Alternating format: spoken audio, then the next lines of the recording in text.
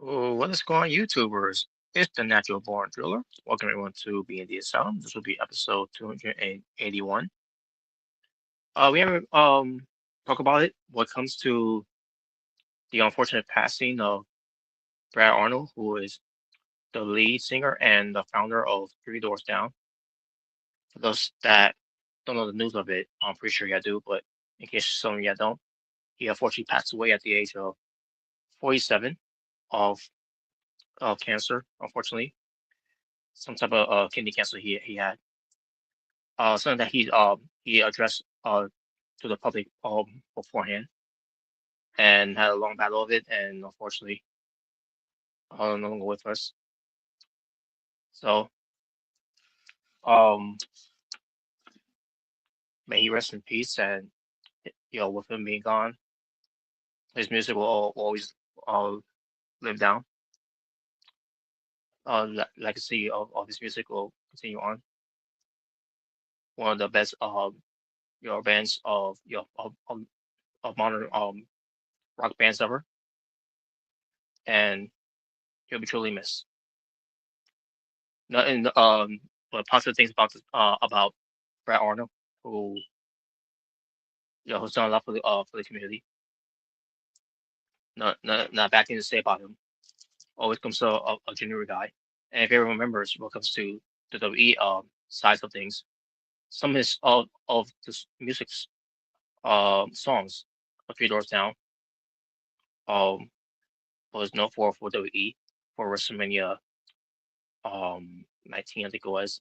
I'm pretty sure that's what one of what ended up being. Um and then what comes to the 80 Girl tribute.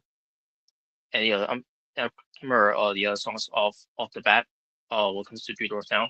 That was what some songs that was featured for it.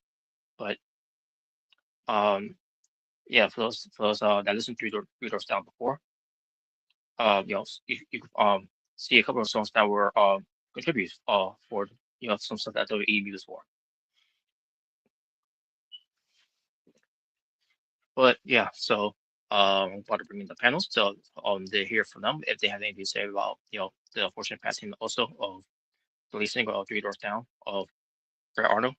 So with me is the True Gamer and Omega Red. So are you guys ready? Say hello and say your thoughts. Yeah, I heard about it. Um, I heard about it a few days ago. Um, it's really unfortunate, that he dealt with cancer. Um, so rest in peace to him. Condolences to fans, friends, and family. You know, I know there's tough times for them. So, give my condolences to him. I don't know much about the band, to be honest. I think I've heard some songs, but I can't really say I'm too familiar with the band Three Doors Down. But, still, it's a tragedy that, he had cancer. It always sucks to hear that, you know. So again, rest in peace to him. I hope he's in a better place, you know, up above. And yeah.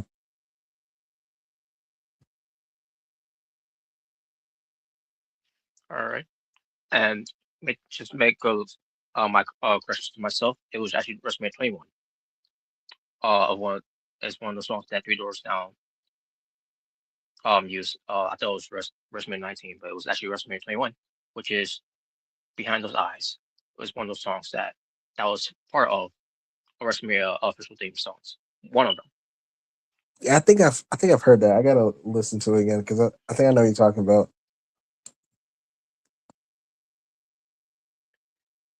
Yeah, and the other song also obviously for those you know um that may remember most likely, besides Johnny Cash Hurt for the Eddie Guerrero tribute song for Raw. But on SmackDown during that same week where they did the tribute song for Eddie Guerrero, they used Three Doors Down. Heal Without You is one of the songs that was used for Eddie Guerrero's tribute song. Tribute, I should say. You know,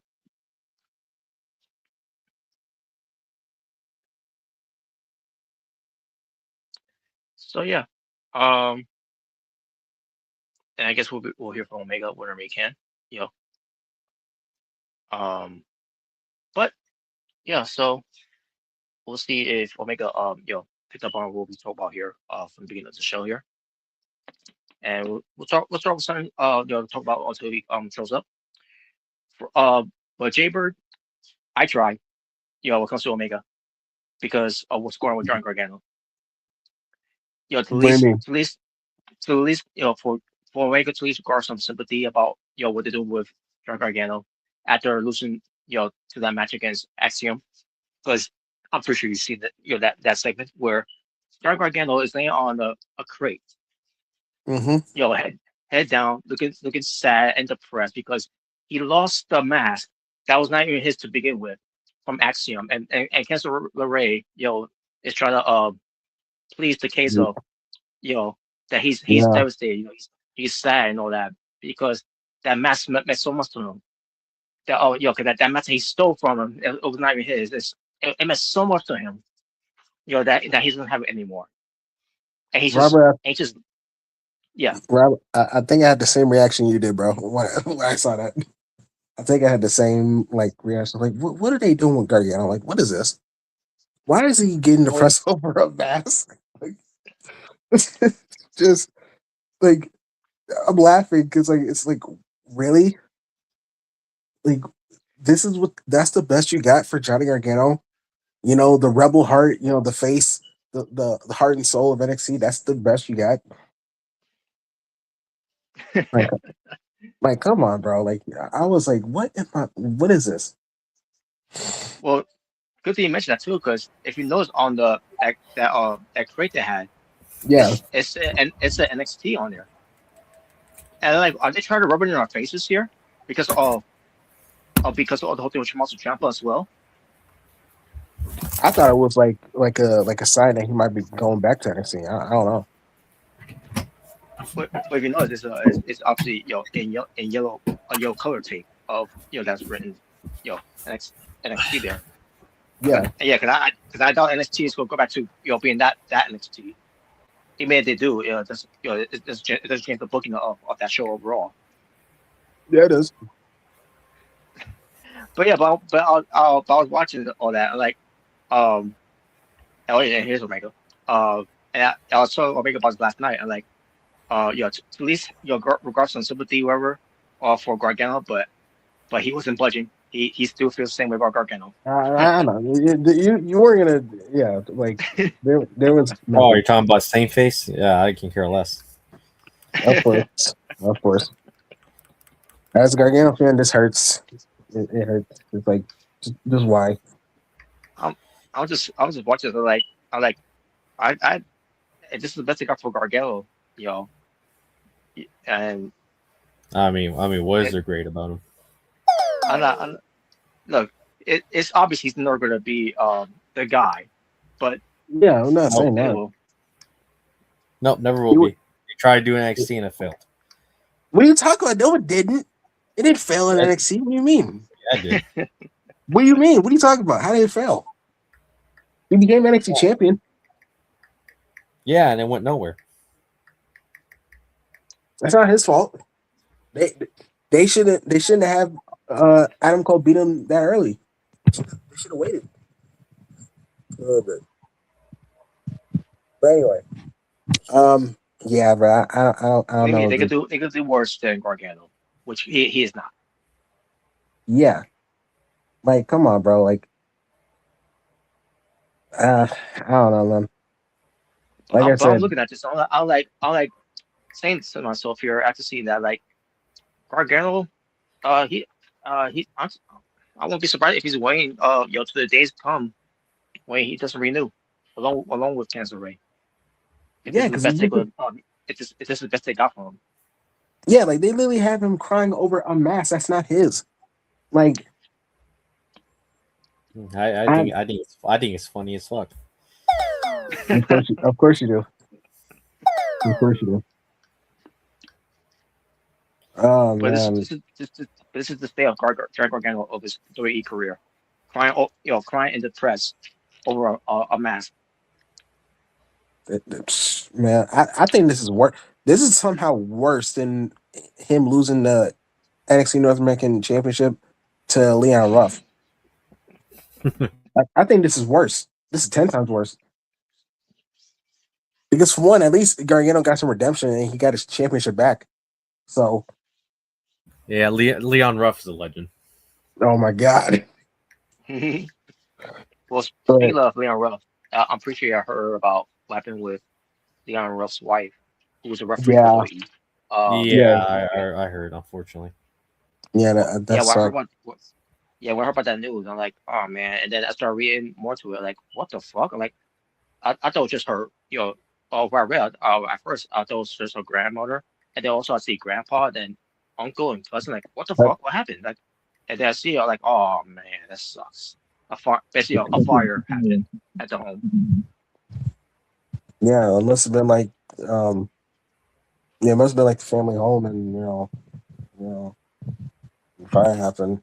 Everyone was there. Yeah, So, I yeah, was afraid to read the rest of it after I'm hearing about those four passing. Like, did they get murdered or something? And then well, it's not. And then it wasn't that, but still, it's still it sad was, what happened there. it was just a freak accident. So, But yeah, so she's probably gonna take. Yeah, obviously she's gonna take time off from WWE right now. oh To yeah, deal with the totally. situation, unfortunately. And I saw that Um, I think Bailey and Liv like sent some money for her in the but GoFundMe. yeah, a lot of wrestlers have been doing that so far. And I Yeah. guarantee you, Chris Jericho will be on that list too. After hearing this news, because he always does that too. Oh yeah. Oh yeah, definitely. Like seems Still hate him, sparing somebody. but I'm pretty sure he would do the same Yeah. too. I hate you, but that's a good thing you're Yeah, doing. yeah, yeah. I still hate him, but he still will do something like that, which is great. It's great he does that. Yeah. But also I want to bring up now. Um, so Omega, you have any thoughts about the unfortunate passing with Brown Arnold? The leasing of Three Doors Down. I mean, it sucks that he died. Um, This my cancer heart goes fucking out to the sucks. family, and I mean, really, all I gotta say, I got really nothing else to add. And fuck cancer. Yeah, that too. Yeah. Yeah, totally. Uh, which by the way, when WWE did the tribute last night after the show went the air of can't remember the guy's name already. You know what I'm talking about? Omega, the guy who worked behind the scenes. Yeah. I can't remember his name. But his name is very blinked out on me. But apparently he died from cancer too. And that Yeah. sucks. Yeah, and he was Um, I guess he was a part of the production teams backstage for yeah, yeah, for yeah. WWE.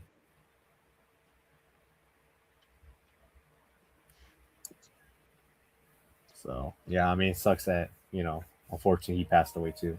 So, Yeah. And I heard some things about where he was getting some treatment of it and all that, and I guess some complications that happened in the process of I think some type of stage 4 cancer he had. Um, I don't know what happened from there after that, but that's what led to his passing too. Um, but yeah, but may rest in peace too, man, because you don't hear WWE replace something like that that behind the scenes that much like they should. But it's great that they did that. Yeah, you don't really see it. You don't really see them do that. They usually do that for like after the wrestlers and like managers, like basically on screen people.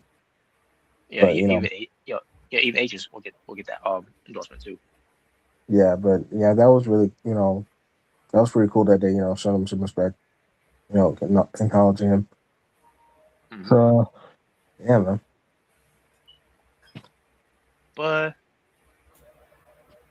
But nevertheless,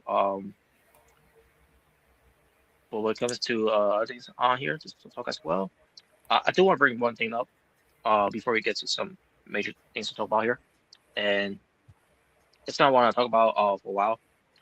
Since the whole Trey Miguel thing, Okay. that where because it's not much so about Trey Miguel. It's basically what Meltzer said Uh-oh. What do you because say?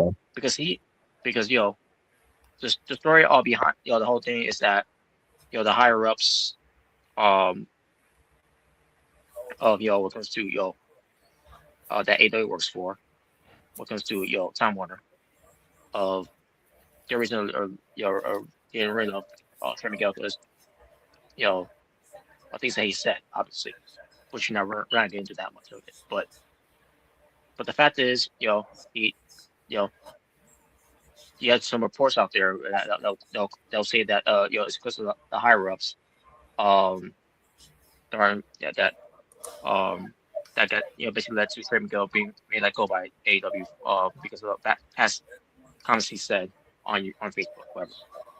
Um, and not just the whole homophobic thing, but the whole, what he was just trolling and all that. But he did apologize on that same day. But also what he also says about Yeah. David Starr, which I can care less about that because fuck David Starr. Yeah. But um, but TNA had no problem bringing Trey Miguel. It came to that whole thing. Because AMC, on their management, brought him back. What trouble at all. And I guarantee you, if WWE when it comes to either if they want to bring him for NXT, and when it comes to CW network, if they were having issues of having Trey Miguel on even on their show during that time when they with the MSK was doing their thing, Rascals, whatever you want to say, what at the end that Wesley as a turn on them. At the end of the time with Terry McGill being on that show to that angle, and continue on the mystery Miguel later on, then I don't see why there's any issues of why Time Warner Management had issues with him being on AEW, even though they should have done their due diligence to do the background of some of these guys before bringing him in, and yet you got Trey Miguel's one of his friends in Jackie Wentz with some photos of having a Hitler mustache, and Mm-hmm. he's in AEW doing his thing there. Um, and we already know how it happened with WWE, because of that whole thing. Not just that's because of the picture thing, but because of The Kimberly of his, situation. because of Kimberly, yeah. Yeah. But either way, so because of that, JD basically said something on Twitter, basically defending the what was said about Jim Miguel. When it came to him being fired and not being back on to TNA, and what comes to the dirt sheets, basically calling out the dirt sheets about believing having people to believe that this is why he got fired, when it Oh comes boy. to it.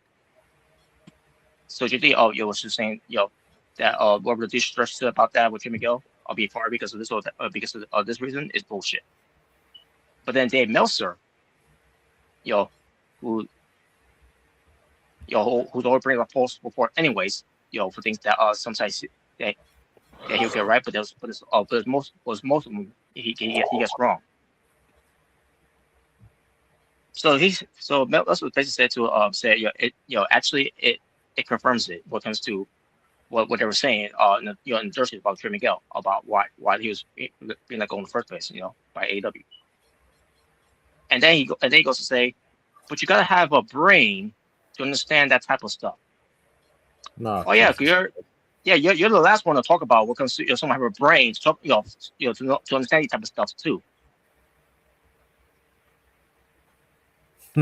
Right. Because all things you've been getting wrong and all the things you've been putting out there. Yeah. And then remind people the whole thing where they remove Shabal's brain. How could we ever forget about that one?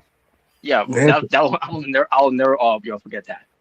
What do you say about who? Shibata, Yo, Shipuku. which about Shipuku. on that year he had a serious brain damage from his match against Okada. Come on, bro. Yeah. Basically, he reported at that time where he got the surgery that that they removed Shibata's brain out of his head.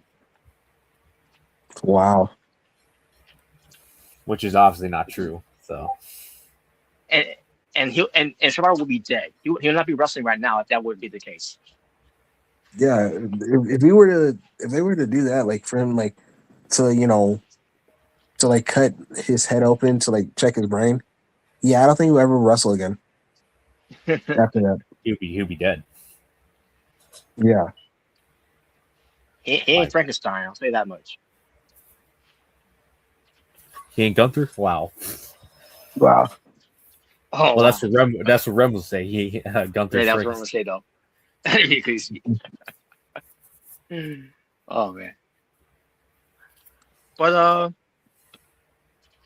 so yeah, that's all. And that's another thing to talk about as well. I'm pretty sure y'all heard about this as well. So it involves Billy Gunn. Oh But yes, we forgot to talk about this. yes, we I did. actually don't remember this. What is this about? So here's the gist of it. Billy Gunn came back to wrestle for AW. Okay. When I believe with Anthony Bowens again. Oh no, not with Anthony Bowens. I forgot it was Austin Gunn because Kobe Gunn's still ain't back yet because he's done with some injury and he's trying to recover from. So Billy Gunn comes back and he's teamed up with Austin Gunn. And I can't remember who they fought. Goes on Collision, so that's not important. But the important thing is, Yeah. Billy Gunn still looks great by the way. He's still in great shape. You forgot who's what in his Oh, 60s, I think. hey, like his old theme song said, Robert, he's got it all. He's got it all. That's right. But yeah, but he's looking in great shape. He looks good. He can Mm-hmm. still go in the ring for a guy who's up there up. Yeah, 62 years old. 62 years old. He still looks great. Yeah. Yes, great shape. Mm-hmm. And he can still go in the ring. He can still do some some moves like he always done. Um, Mm-hmm. and then I guess recently he said something about how he doesn't like modern wrestling nowadays. But when it comes to wrestlers, they don't sell much, whatever, something like that. And it's much he Pretty made a much a reference as normal well, complaint we've heard many times for a lot of the older yeah, wrestlers. which Yeah. he's not lying about that. No, He it's not ain't wrong with Ryan. that. Yeah, especially when it comes to, like AEW, like in not even just AEW, but like other wrestling companies. They'll have literally like freaking Canadian destroyers off. Hey, you do one, I'll do one, basically. Oh Like yeah, no selling a it. good example of this too. If you remember seeing them, the debut of TNA, Impact, Thursday Night Impact on AMC, then Mm-hmm. which I forgot to mention at the time. Mike Santana took a Canadian destroyer, from Frankie Kazarian, and he no sold it just to do his finishing move on to Frankie Kazarian. Well, he powered up. That's different. He powered up. Wow. Uh, I was expecting AEW to do something like that, but I can't believe that they allowed Mike Santana to do that. I mean, he wasn't AEW for a little bit, so I guess he kind of still had that. I He still, I guess. guess he learned that. I don't know. But besides that, Yeah. but yeah, Blade Gun, when it comes to that, you talk about things like that, and you think you'll take these guys will take it to heart, obviously Blade Gun's not the only one. It's, like you said before, Blade Gun ain't one of the only one guys that talks about it, but you would think they would Yeah. take his advice on that, right? But based on how he's been talking about, him being an agent behind the scene, Mm-hmm. talking about with these young cats, they don't listen to him. God bless you, bro. He probably just gave up trying to, Yeah, but, you want to talk about people that these when AW these young talents in AW they don't listen. You know, it was just with CM Punk. Big Gun was one of those guys too, and it's not just Big Gun. Other guys like Arn Anderson, Tully Badger, and among others Jerry Lynn. are Jerry Lynn. Now, Yeah, even though Jim Ross is not a wrestler, but even Jim Ross will talk about something about these all these guys. I When it think comes to doing these whatever they do. I can't remember exactly how he worded it or what it comes to it, but he's being professional about it. And I remember Darby Allin, basically calling him out on it, and basically, he doesn't have a hard time listening to some like of Jim Ross trying to teach them some basics about like how like he how he grew up on old school wrestling. Now if Jim Cornette was involved in that locker room and try to say something, obviously he will lose his mind and go after them and probably will slap them like he did with Santino Marella. Yeah. Even though Santino really deserved that, obviously, but I'm just Plus, I'm just apparently, saying. what came out was it was Daniel Pooner that snitched out Cornette and not Yes, actually Daniel Puder. Morella. Daniel Puder, read out on Cornette. wow. Yeah, you guys remember And, him? where's he now, by the way? Since doing that. Yeah, he Nowhere. didn't last long. But Santino Marella, he actually did last. Did last. Hey, actually, And that's the way a and the way nice career. and the way he benefited out of all this either way. Yeah, he did. Yeah, all I gotta say is, yeah, I mean, Dan Pooner is no longer even in the wrestling business, and No, Santino of what Morella stuck of around. what I heard, he's doing well. He's doing well for himself though. Dan Puder, he's still he's doing something. That's so yeah, he's very successful at it. So Okay. I mean, that's good for him, I guess. yeah. So the point I'm trying to make here, folks, Billy Gunn is saying all these things, and then it'd be so him on for those to watch collision. They saw him wrestle there. So then Dave Meltzer, Oh boy. Uncle Dave, Uncle Dave, 5-star for Dave. for for a reason he went after Billy Gunn because the constantly mad about these young cats about they don't sell anymore they don't sell like they should like they should be, So then I Meltzer mean, brings up it's not wrong. Kyle, in a way of saying that Kyle Fletcher is twice as good as Billy Gunn. Oh my god! I'm like, where the fuck did that come from? I mean, yeah, it's not. He didn't say that they weren't good. They just said they're not selling. They're not like selling moves. You know, that's what he's talking about. And also, obviously, I remember. Yeah, unfortunately, as much as we love Kyle, he's one of the guys who loves the no sell moves a lot of times. Yes, Yeah, and take crazy bumps. Where I think he landed on his neck. Yeah, and I against think, Moxley. Yep. yeah, did and we I think, talk about at War's End with him and Moxley? yeah, and I think that's the part where William Regal talked and then about he was it. off TV for 3 weeks. Yeah,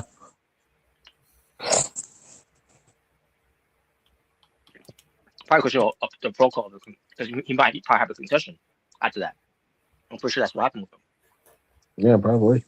They won't say it to us because obviously they want to pretend we're the safest company, we protect our wrestlers, and blah blah blah, which is all bunch of bull. I mean, y'all didn't really protect Brian Nelson. Like y'all let him do crazy stuff, even though he was still kind of not 100%. So Yeah, exactly. yeah, just saying. But I like you're not doing Kyle Fletcher any favors when you're throwing shit out like that. Yeah, no. For people that want to like Kyle Fletcher, because he is pretty damn good, and he's been obviously he's been showcasing that a lot. He already benefited out what came to Mark Davis being injured during that time where they didn't know what to do with him, and then they finally found something for Kyle Fletcher to do. My issue is that he was holding him back is the Don Kyle's family.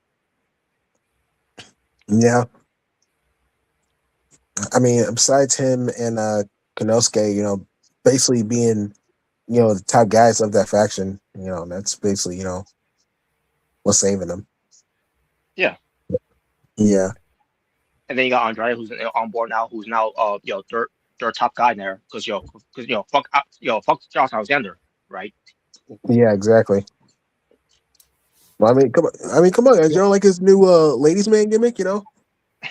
I actually like it. Come on, Again, Oh, yeah, I like it. it come on, Robert. reminds me of NXT off when they were from just for a little Yeah, bit. come on, Robert. You don't love that they're pushing, Andre Leo. I No, mean, I'm happy that he's getting that push. it also kind of reminds me you of know, Angel Garza in I a just, way. I just hope they don't screw it up. Yeah, please. I mean, you screwed up last time in his first run in AEW. Yeah, yeah, they did. Fair remember So, Vicky Guerrero, and it didn't even last long. yeah. And then they tried with And then Chavo Guerrero, too. Chavo Girl. was Oh, Which and I Chavo, thought, yeah, remember? Yeah, yeah. That even then last long either. yeah, which I actually didn't mind, like them together, but yeah, that didn't last long Yeah. either. Was not forgot the whole Andrade family office thing. I Remember that? try to Oh forget yeah, about that garbage. yeah, that was garbage. That was garbage. That was trash. Ugh. It didn't benefit Oh, I actually anyone. kind of liked it when he came back, to Collision. I actually liked it when he came back to Collision, though, that one time. When he had Oh, the yeah. match against Buddy Matthews. Remember that? Oh yeah, I Yeah, remember that match. that's right. Yeah. That's right. Yeah. Yeah. But either way, so yeah, I like. First of all, Meltzer, you ain't clever when you come up with shit like that. Just because Billy Gunn said that about Triple H, years ago, which by the way, Billy Gunn said that about Triple H was facts too. But Because remember, in 2000, well, y'all watching at that time. Obviously, you wasn't born yet, but still, Billy Gunn, behind the scenes with Triple H, that was Billy Gunn had the injury at the time with his arm. He said, "With one arm, I'm twice as good as you will ever be," which is, all 100% true because Triple H is fucking garbage. no, it's not. I am the game, and I'm that damn good. No matter how many championships they put on you, Triple H, you'll never be twice as good like Billy Gunn is. How many world titles he have? Exactly. You love Andrade so much. I would have buried him. Oh boy.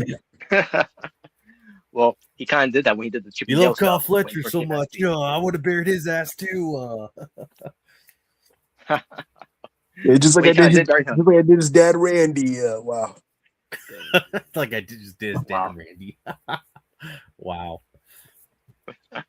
Yes. All right. I would have buried the whole vision if I was still a wrestler.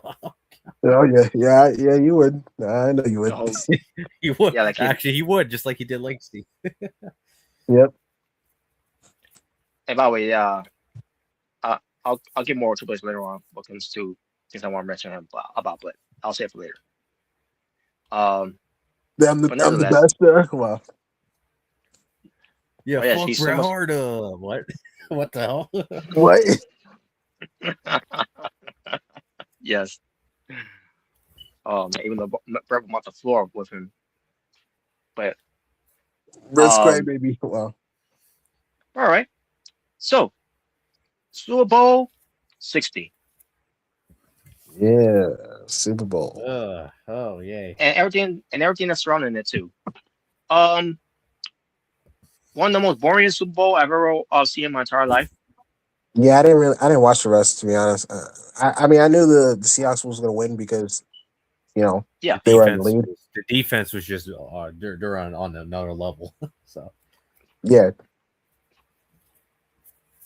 So yeah. So Rob, what do you think of Drake May being called the next Tom Brady by the commentators during the Super Bowl? Who?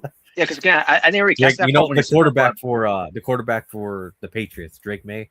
Remember that guy? Oh yeah. On commentary, the commentators were really saying, "Oh, he could be the next Tom Brady if he won the Super Bowl." I mean, he's pretty good. Not what I saw. Other what? Two things he did in there. What that was impressive, but other than that, like, of what I saw, not. Well, the defense, in all fairness, murdered his ass. So I mean, yeah. Seahawks. When it came to the defense, the Seahawks, they were killing it. Dude, even they had to acknowledge it during the Super Bowl ceremony, the trophy ceremony. Even they were like, "Well, we wouldn't have gotten here if it wasn't for the defense." I'm like, "Yeah, exactly." Yeah, for facts. You guys wouldn't have gotten there if it wasn't for the defense saved them. The Seahawks. Dude, the defense carried the team. They did. Yeah. And not to mention Kenneth Walker the third, the Oh yeah. running back, Oh yeah, him too. Yeah. Yeah. which he has been MVP. Yeah. I did see that. And his dad was there in attendance too. Yeah, his dad was there. Yeah, it was pretty cool. Yeah. Mm-hmm. So yeah, so this took back on February 8th, 2026, at the Allianz Stadium in Santa Clara, California. Yep. That's the same arena. 70,828. I mean, 7,823 in attendance. Yeah, it's the same stadium where WrestleMania 31 took. 31. Yep. 31. Yep. That's right. But yeah, no trust from the crowd. Would you rather watch this or WrestleMania 31 from that year? I think WrestleMania 31 was more fun to watch. 31.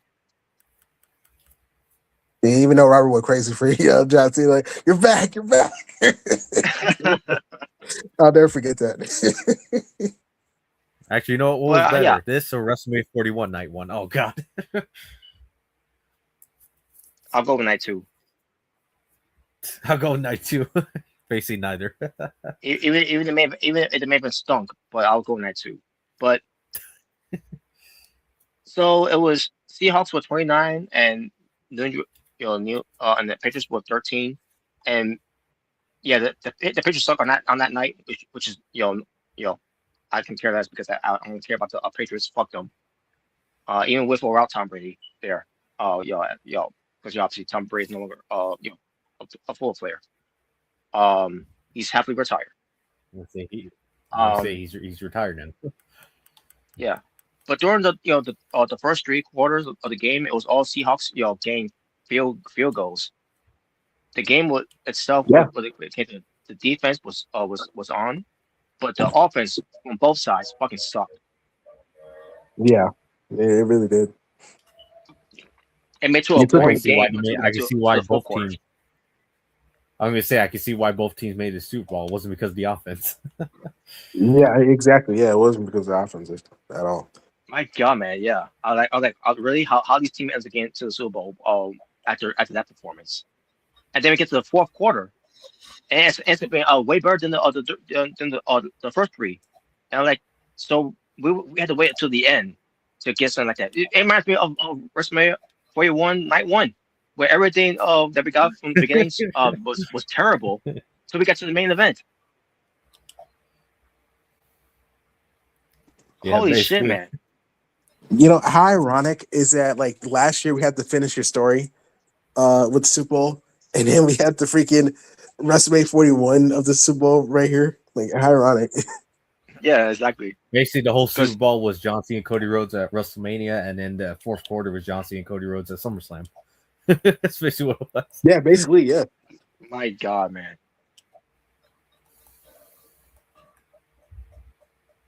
But I'll go even more further. It just also just like more from WrestleMania 34, where it's been disappointment. So we got to the final, match, on Saturday main event with Nakamura and Styles, which has to be a lot better. Yeah, redemption.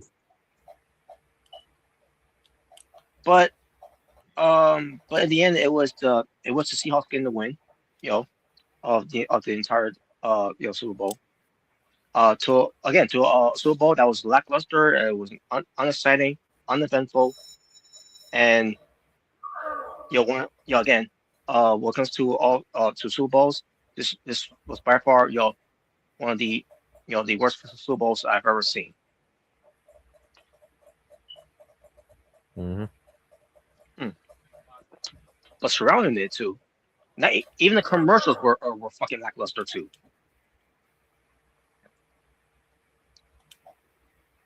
Usually you'll get these commercials.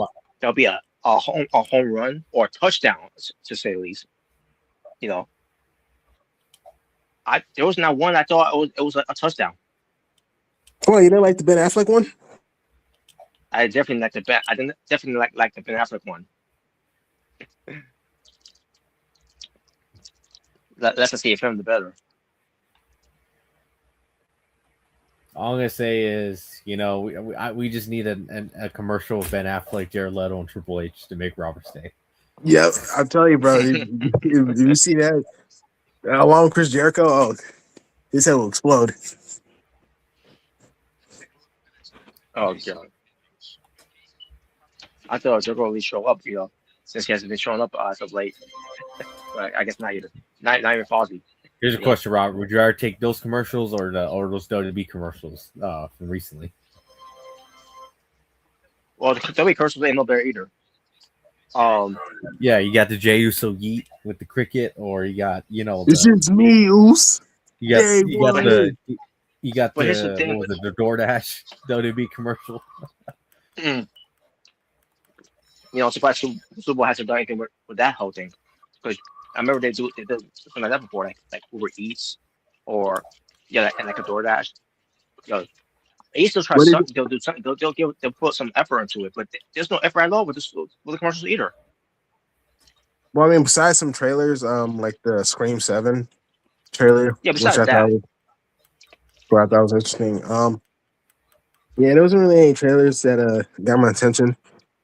Well, nope. there was a Levi's jeans commercial, that I saw, and like I said, it's like apparently that's okay, but Sydney Sweeney with the American jeans, the American Eagle jeans. Oh Lord, how dare she?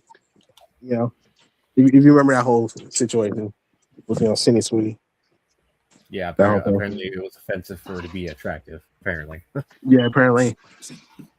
But yeah, there wasn't really any interesting commercials out there. Yeah, no Michael Jackson commercial of his movie Michael. No, Spider-Man. It comes to Tom Holland. Spider-Man 4. There was no Spider-Man. No Avengers. No Avengers. Especially Avengers Doomsday. Like what's going on? Why are we not getting those type of commercials? I think there was probably a Supergirl commercial, but I can't remember. If there was a Supergirl commercial. Hell, the movie theaters are doing a better job of promoting Doomsday. Avengers Doomsday. Oh yeah, I've seen the trailers. That they showed. I saw the trailer with obviously Chris Evans. So obviously Steve Rogers is returning. Yep. So, which is great. What about Falcon? He's Captain America. Now give him the shield back. No, people like you don't deserve to hold the shield. Oh no! Oh god!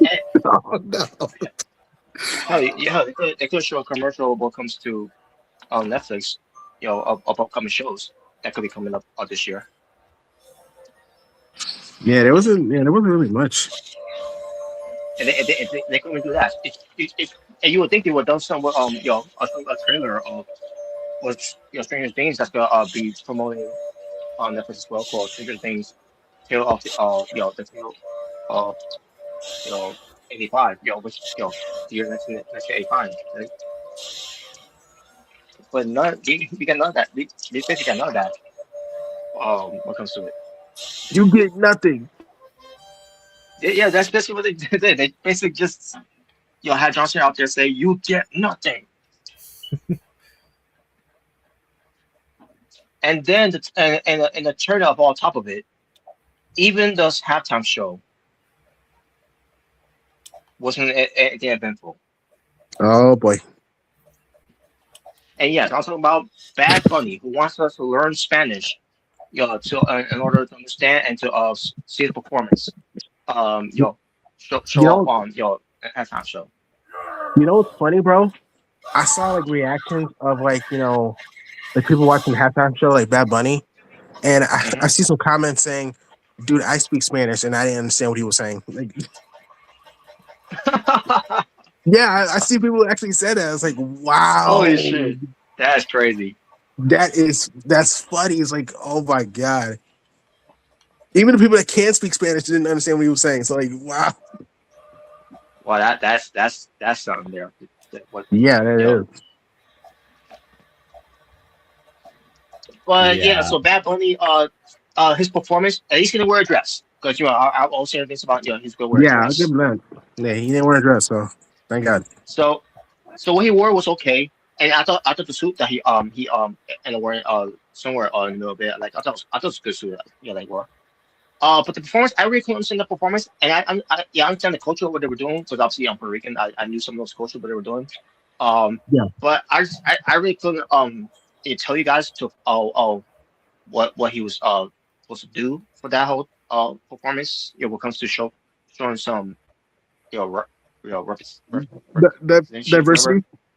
Diversity. So I guess you could say that too. I really understand what that's supposed to be, but then I started noticing something, and I didn't say that at first. I'll think myself, I could be wrong of what I saw there, but after looking back at it, like oh shit, like like for a reason, Jessica Alba was involved with that whole performance, and then I saw Cardi B. I'm like, oh fuck, of course she's there because she's fucking attention whore. There's some hoes in this house. I didn't know, and I didn't know Ricky Martin was there too. By the way, I guess I must have missed him in that performance. Yeah, he was there. But Lady Gaga is one caught my attention for someone who used to perform at the Super Bowl, at the halftime show, and I enjoyed that more than Bad Bunny's. And I'm not trying to knock Bad Bunny, like anyone else would. And I get it. I get it. I mean, I will say that I think it's been blown out a little bit out of proportion with some people. Mm-hmm. Like I'll admit it. Yeah. Some people are saying, "Oh, it's the most anti-American performance halftime show." I'm like, I wouldn't go that far. I don't really know what's so anti-American. So I'll give him this. At least he didn't do the whole Ice Out thing. At least not that I remember. So no, at least he didn't do that. I was afraid he was going to do that, but he didn't. So he should have. Wow.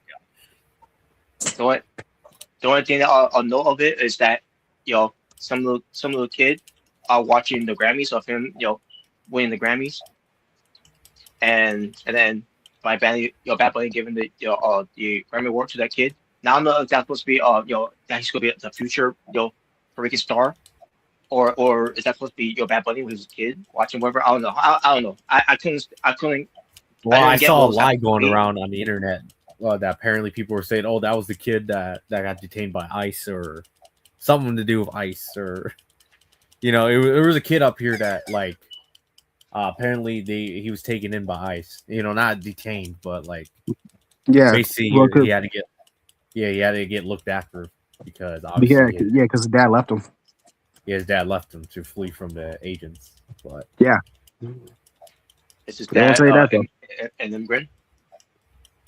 Why else would he run? Yeah.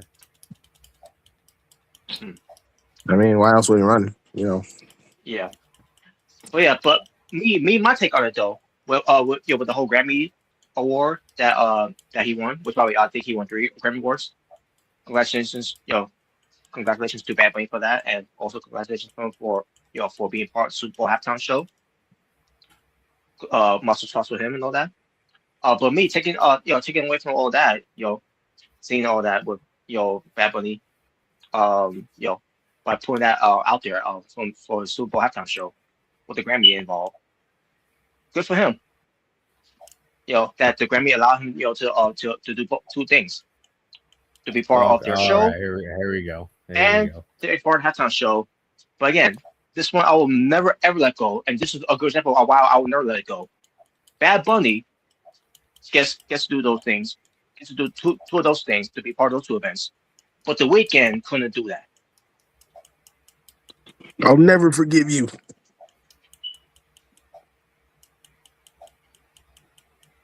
Okay, Robert, you might as well cut the Roman Reigns promo like Roman Reigns did to CM Punk. You might as well cut it now. Yeah, exactly. Yeah, I hate you. It's the most proper bullshit ever. That I ever seen. Bad Bunny's okay. Who runs the Weeknd Grammys? is now okay. Does anyone know who runs the Grammys? Who runs the Grammys? I don't know. Some asshole. Well, whoever runs the Grammys, it's that person's fault. Either he or she. I don't know who it is, but he or she's fault. But nevertheless, But that was basically it with Super Bowl there. And again, the one thing that stand out for me the most was Lady Gaga. So much for that. Someone's gonna say overrated.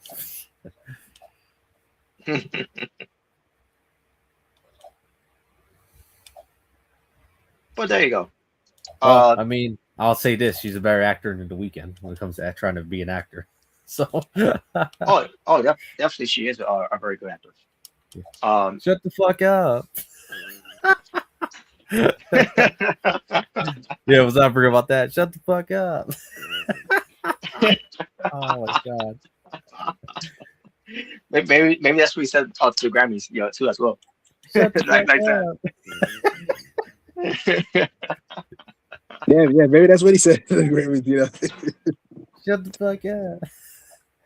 Why does he sound like Michael Jackson when he's telling someone to shut the fuck up?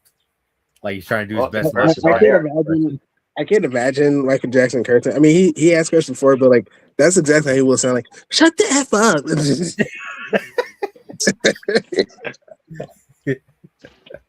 Is that what it sounded like to you? It sounded like The Weeknd was trying to do his best Michael Jackson impression when he's telling, Jenna Ortega to shut the fuck up in that one movie.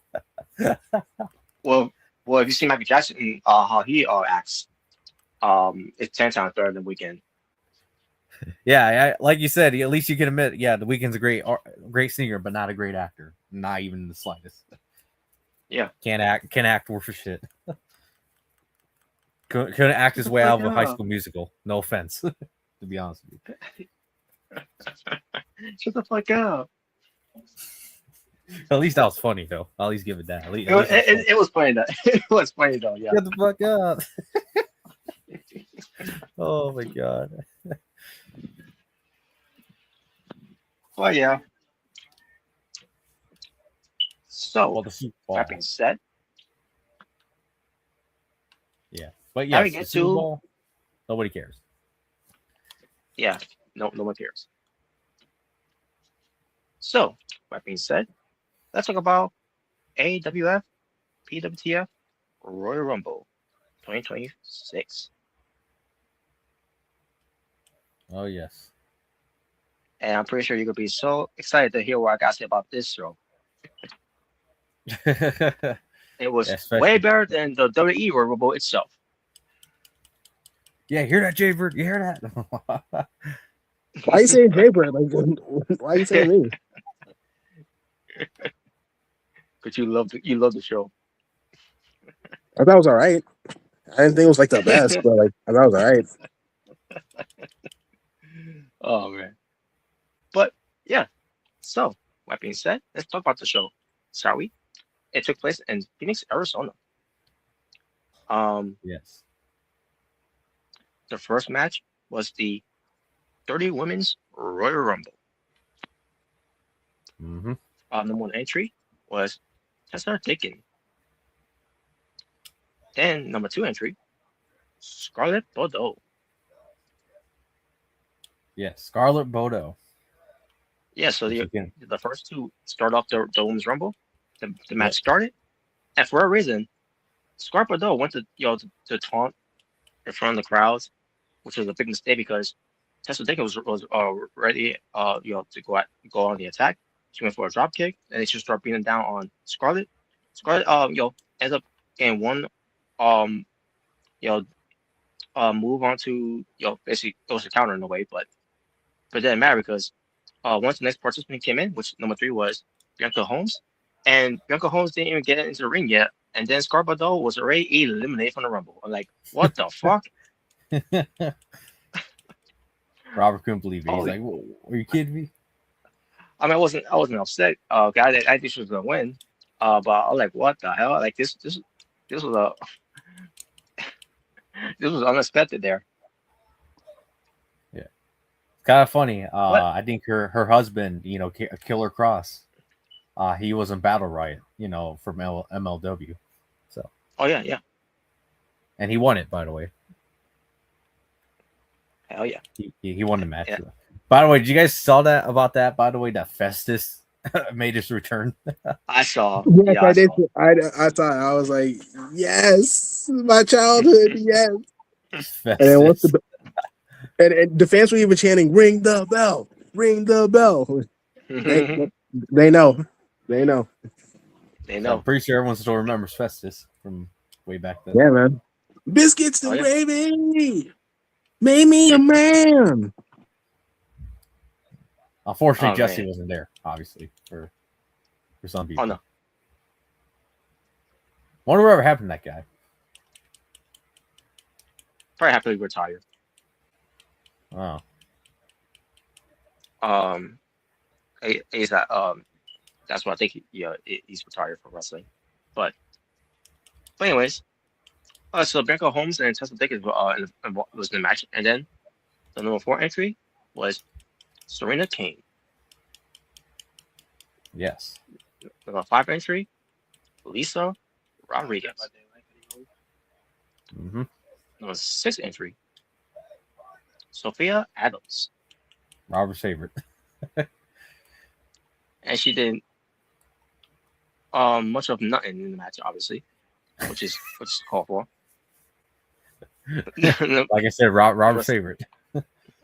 Number 7 entry, Lucia Perez. Mm-hmm. Number 8 entry, Victoria Walker. Number 9 entry, Samantha Evans. Oh yeah. And then at this point, the limit was 8, in the ring. So, meaning elimination. So we got eliminations, and boy, we got more than one elimination because we got Lisa Rodriguez getting eliminated by Victoria Walker, followed by Serena King by Tessa Diggin, Lucia Perez by Victoria Walker, and then Tessa Diggin gets eliminated by Bianca Holmes. And like, oh shit! So Bianca Holmes is gonna, it's gonna try to dominate now, like how Tessa Diggins has for a bit, especially what she did to Scarpado from the beginning. Oh man. Yeah. So let me get number 10, Amanda Williamson. Then number Yeah, 11 Wilson. from the WWE, Jordan Grace. Yep. Big Mama Pump. Yeah. And then Sophia Adams gets eliminated by Samantha Evans. I knew you ain't winning. So number 12, Beth Rivera. Yeah. And then Jordan Grace is already gone by Bianca Holmes. Like, holy shit, Bianca Holmes. Impressive. Yep. Then we got number 13 coming in, the Princess, Brittany Grant. Mm-hmm. And then Samantha Evans gets eliminated by Brittany Grant. Like, oh shit, Brittany got in there, and then she ends up eliminating Samantha Evans. She got one 14. elimination. That's right. Then number 14, Sarah Turner, who won the 2024 Royal Rumble.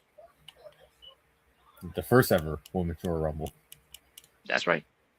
Which was the main event at that year. And then Becca Holmes gets eliminated by. Yeah.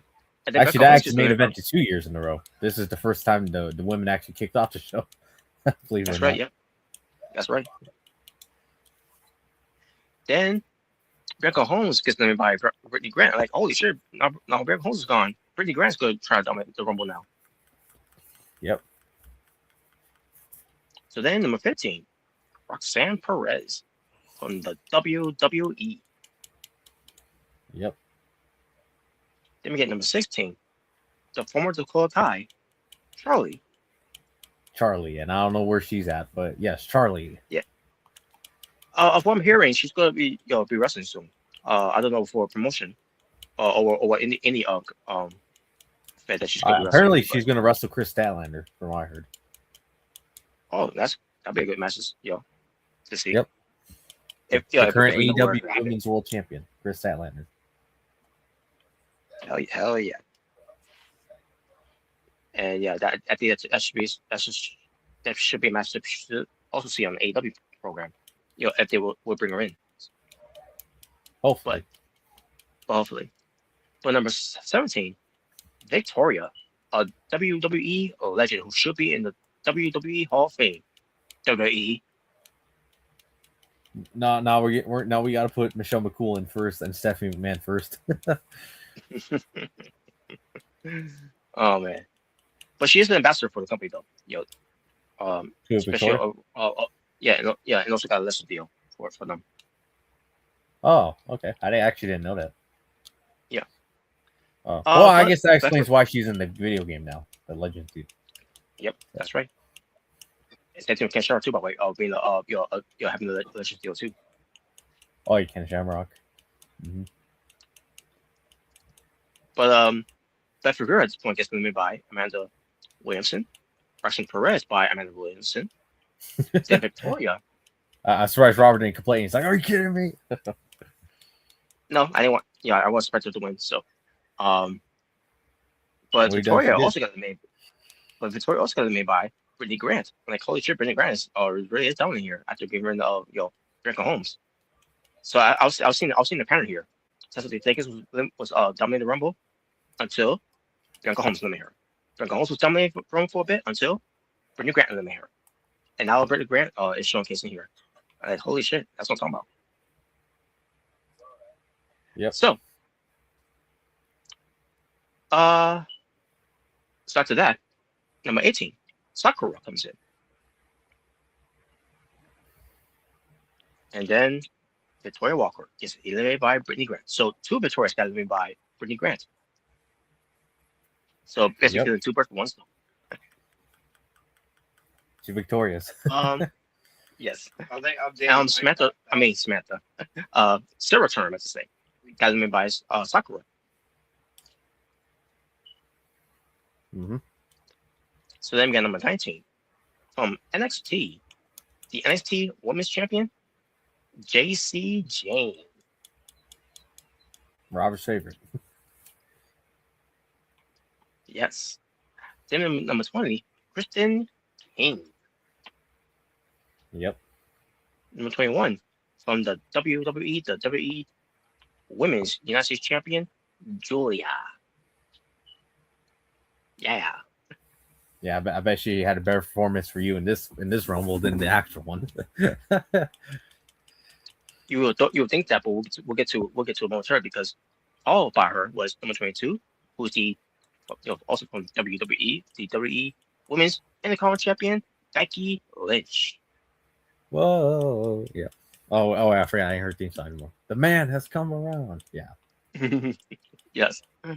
Now in this case, obviously for this game, is whoa. So yeah, don't you miss that theme song? Actually do, but it's a babyface theme. So yeah. Well, I mean, you never know when she finally turns babyface again. She might bring it back. So yeah, she might bring it back. Yeah. But you say Julia, will have her performance in this match. Well, not so much because because she got eliminated by Sakura. So Japanese on Japanese action. There you go. And then JCJ gets eliminated. Yes, JCJ gets eliminated by Kristen King. Hi, man. And The then rock star, JCJ. And she tried to do the Royal Encore, but obviously she missed it. But yeah, I can't remember who she tried to do it to, but she missed it though. But I noticed that she tried to do that, and yeah. Oh no! Booker T's going to be on commentary for the next two. Yes, he is. Sweet. No more Byron Saxton saying, "All right, look at this guy. I love this guy." He's one of my favorites." Well, no. Well, Booker T's gonna say it's like, "I like this guy." Oh yeah. They better make it entertaining. Yeah. I can hear Booker T's commentary for the big game. And Wade Barrett. Wade Barrett's also going to be. Yeah, Wade Barrett too. And Wade Barrett too. Yeah. So get ready. I'm going to be happy to hear the tsunami. Yes, I can't wait. Yep. Finally, I changed the pace of these commentators, man. I can't sick and tired of listening to it for the last 3 fucking years. Oh, well. All right, I like this guy. He's one of my favorites. Whose horse? The high horse. Yeah, that's one Robert hates. Well, that was Corey Grace's line, so that was more of him saying that for whatever reason. I didn't get what was the Yeah, point of that that. was the point. I was like, yeah, that's one of the lines Robert probably hates. Whose horse? The high horse. Yeah, that one. That was so stupid.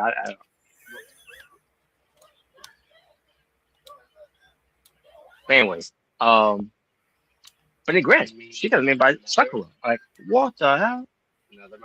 So Sakura is now dominating, dominating the Rumble now. And then Charlie gets made by Becky Lynch. Yep, Becky Lynch eliminates Charlie. Yep, that's right. And then number 23 from TNA Wrestling, the former Cora J, Elena Black. Elena Black, Tokyo's favorite. That's right. Then we had Becky Lynch getting by Amanda Williamson. Nice. Yep. Then number 24, Alexia Quinn from the Wolf World Order. Yeah, you have a bone to gripe. Yeah. Number 25, Valerie. Yes. Number 26. As I saw her in the ring, I confused her looking like a tree because how tall she is, which is Lindsay Williams. Is that a racist joke? Wow. Wink. But oh, wow. He doesn't even deny it. Wow. Number 27. Well, actually, if you've seen Favor of Love, you'll know who was named Tree in that episode. Or what was it, season 3? I think it was. Can't remember if it was season 3. Well, one of the this is going to be very dark, but you guys know about the Rwandan genocide or heard about it in history? For the country of Rwanda. This happened in the 90s, but literally one of the catchphrases for the genociders was cut the trees for the people they were massacring. So that's why I thought of. Yeah. Oh, damn. Yeah. So yeah, you can tell that's pretty. Yeah, that's not a good history right there. No, it's not good history. Yeah. But yes, I guess she is the tree. I guess now is that her nickname for you now? The tree. I mean, I want her to get a nickname for her, but then again, I call Damian what? Damian Hernandez. Damian Damian Wolf. No, not Damian Wolf. Damian King. Yeah, Skinbone. Yes, Damian King. Skin Bones. But Robert, I knew one day you would warm up to your pal Damian King. Skinbone. Skin Bones. Yes. All right. Then we get to number 27. Lucky number 27. The Queen Rebecca. Yep. Then Christian King is named by Lindsay Williams. Which, by the way, holy shit, Lindsay Williams. And Christian King was having at it, and Lindsay Williams was dominating Christian King during this portion, and then she got buried for by the mirror. Lindsay Williams was going to have a performance in the match. Despite me making fun of her by calling her a tree, but number 28, Stargirl. Yes. So Cora J, who's Elena Black, she got eliminated, and she was the only one that was eliminated. Excuse me.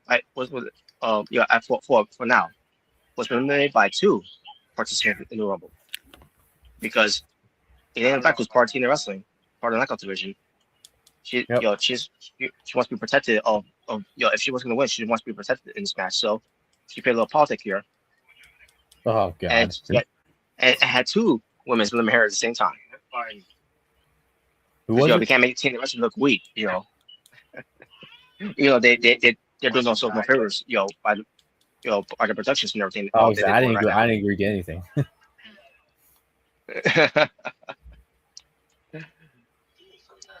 But who eliminated her now? But it was Stargirl and the Queen Rebecca. Oh, okay. Didn't Didn't they have? No, actually, it was Tessa Dickens and Sargo. Yeah, I was thinking. that was different. Yeah, that was a different. Oh yeah. Rebecca and Charlotte were tag. That's what I was thinking of. So, Yeah. Hey, you want me to bring that back? I can bring it back for you. oh hell yeah, indeed. Oh hell yeah, yeah. We'll have him team up Jaybird. Mm-hmm. Oh But wow. anyway, All right. Then we get to Sakura. She got made by Alessia Quinn. So now Alessia Quinn is going to be down in the Rumble now. mm-hmm. So then, number 29, Rosita. And at this point, Valerie was eliminated by Lindsay Williams. And he cried. Yeah, and he cried about it. I'm like, oh man. But then, number 30, Emily Wade. Mm-hmm. So then we get Queen Rebecca getting eliminated by Rosita. Then Amanda Williamson gets eliminated by Lindsay Williams. And then Stargirl gets eliminated by Rosita. And at this point, we got to the final four. Alessia Quinn, Emily Wade, Lindsay Williams, and Rosita. And I take you're satisfied with this final four. Indeed, I was. Especially Lindsay Williams was showcasing her dominance in the match too. Yep. And Yes, it was. and then also Rosita gets eliminated by Alessia Quinn. That map is shit. Or was it Emily Wade? Because I couldn't tell because they were in the same outfit. I'm pretty sure. I think it was Emily Wade, the eliminator. Well, nevertheless, the final three were Alessia Quinn, Anybody Emily want to Wade? switch over to Discord? and Lindsay Williams. And then we got where I was confused here a little bit, where the Emily Wade got eliminated by Alessia Quinn, or the Alessia Quinn got eliminated by Emily Wade, and then I realized, okay, after seeing the name on from the bar, okay, so I was confused there. So it was Alessia Quinn who got eliminated by Emily Wade. So I thought Emily Wade was eliminated from the Rumble. So so that was the confusion there, because obviously they were basically saying they were in the same attire, color, scheme. So I couldn't tell. Okay. Well, I just thought for you is because they look similar. I thought that's what it was. Yes, but so yeah, Emily Wade and Lindsay Williams, and they're a very competitive match here for the final two here.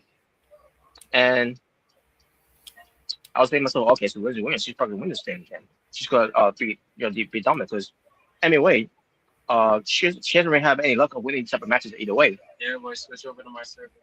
Until she did, because she ends up eliminating Lindsay Williams from the match. So she's finally has won a Battle Royal / Royal Rumble. In this case, it's a Royal Rumble. So yeah, she has won the Royal Rumble of 2026 for the AWF side, and I could be happy for her, because she's now going to go back to where she belongs, in the main event picture.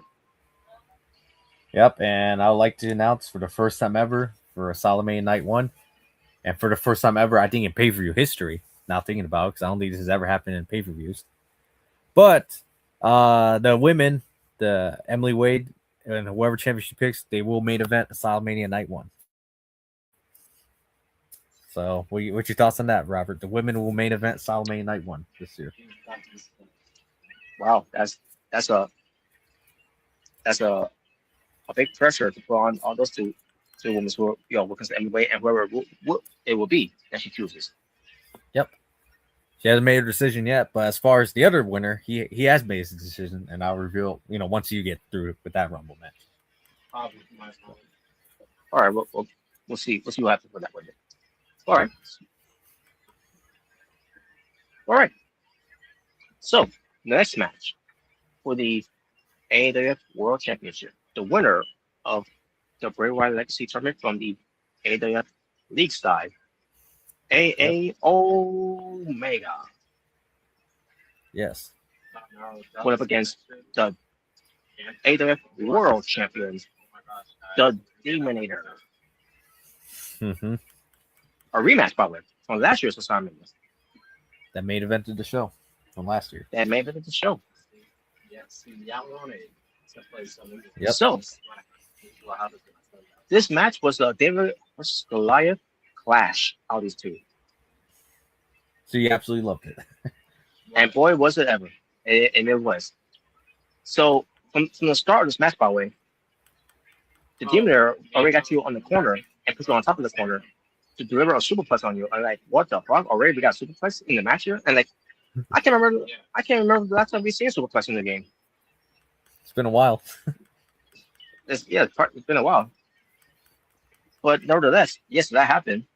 And then the crowd's already chanting, "This is awesome!" Like, what? The match already started. How was it very awesome?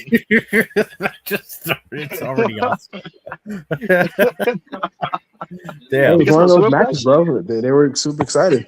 Because of the superplex. They were pumped.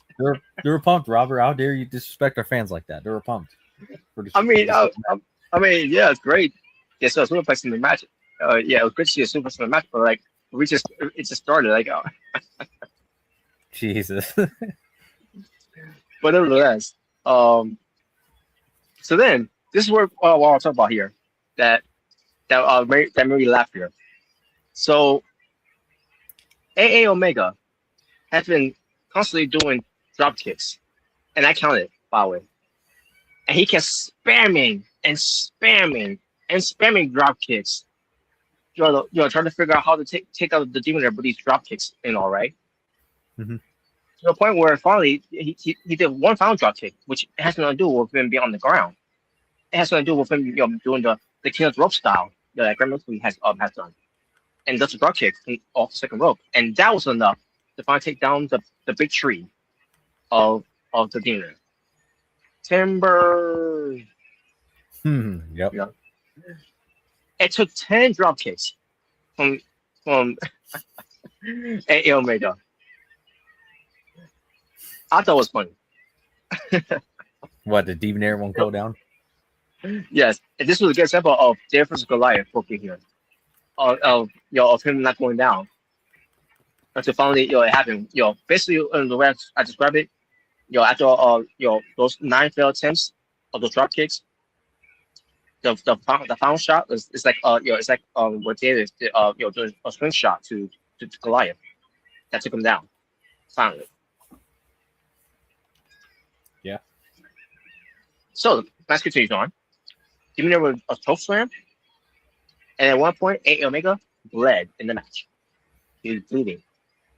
Not too hard, but he was definitely. I loved it. The battle wounds. So he pulled him off sleep. Yep. Then the Demon hits a Demon Bomb, and I knew I wasn't gonna be over yet because it's just one finisher move that just happened so far, and the other move was really a signature move, and plus, not even 10 drop kicks was will damage him, where the match is gonna be over. but then AA Omega on the outside of the ring with the 3 amigos to weaken the monster himself. Until we got back to the ring, AA Omega with a tombstone, and that wasn't enough to beat him. And then at one point, Demon was outside the ring, and then AA Omega goes to run out there to go after him. He didn't just run; he slide. Basically, he did a sliding splash, and I was like, "Oh shit!" I didn't see that coming. Like that was pretty cool.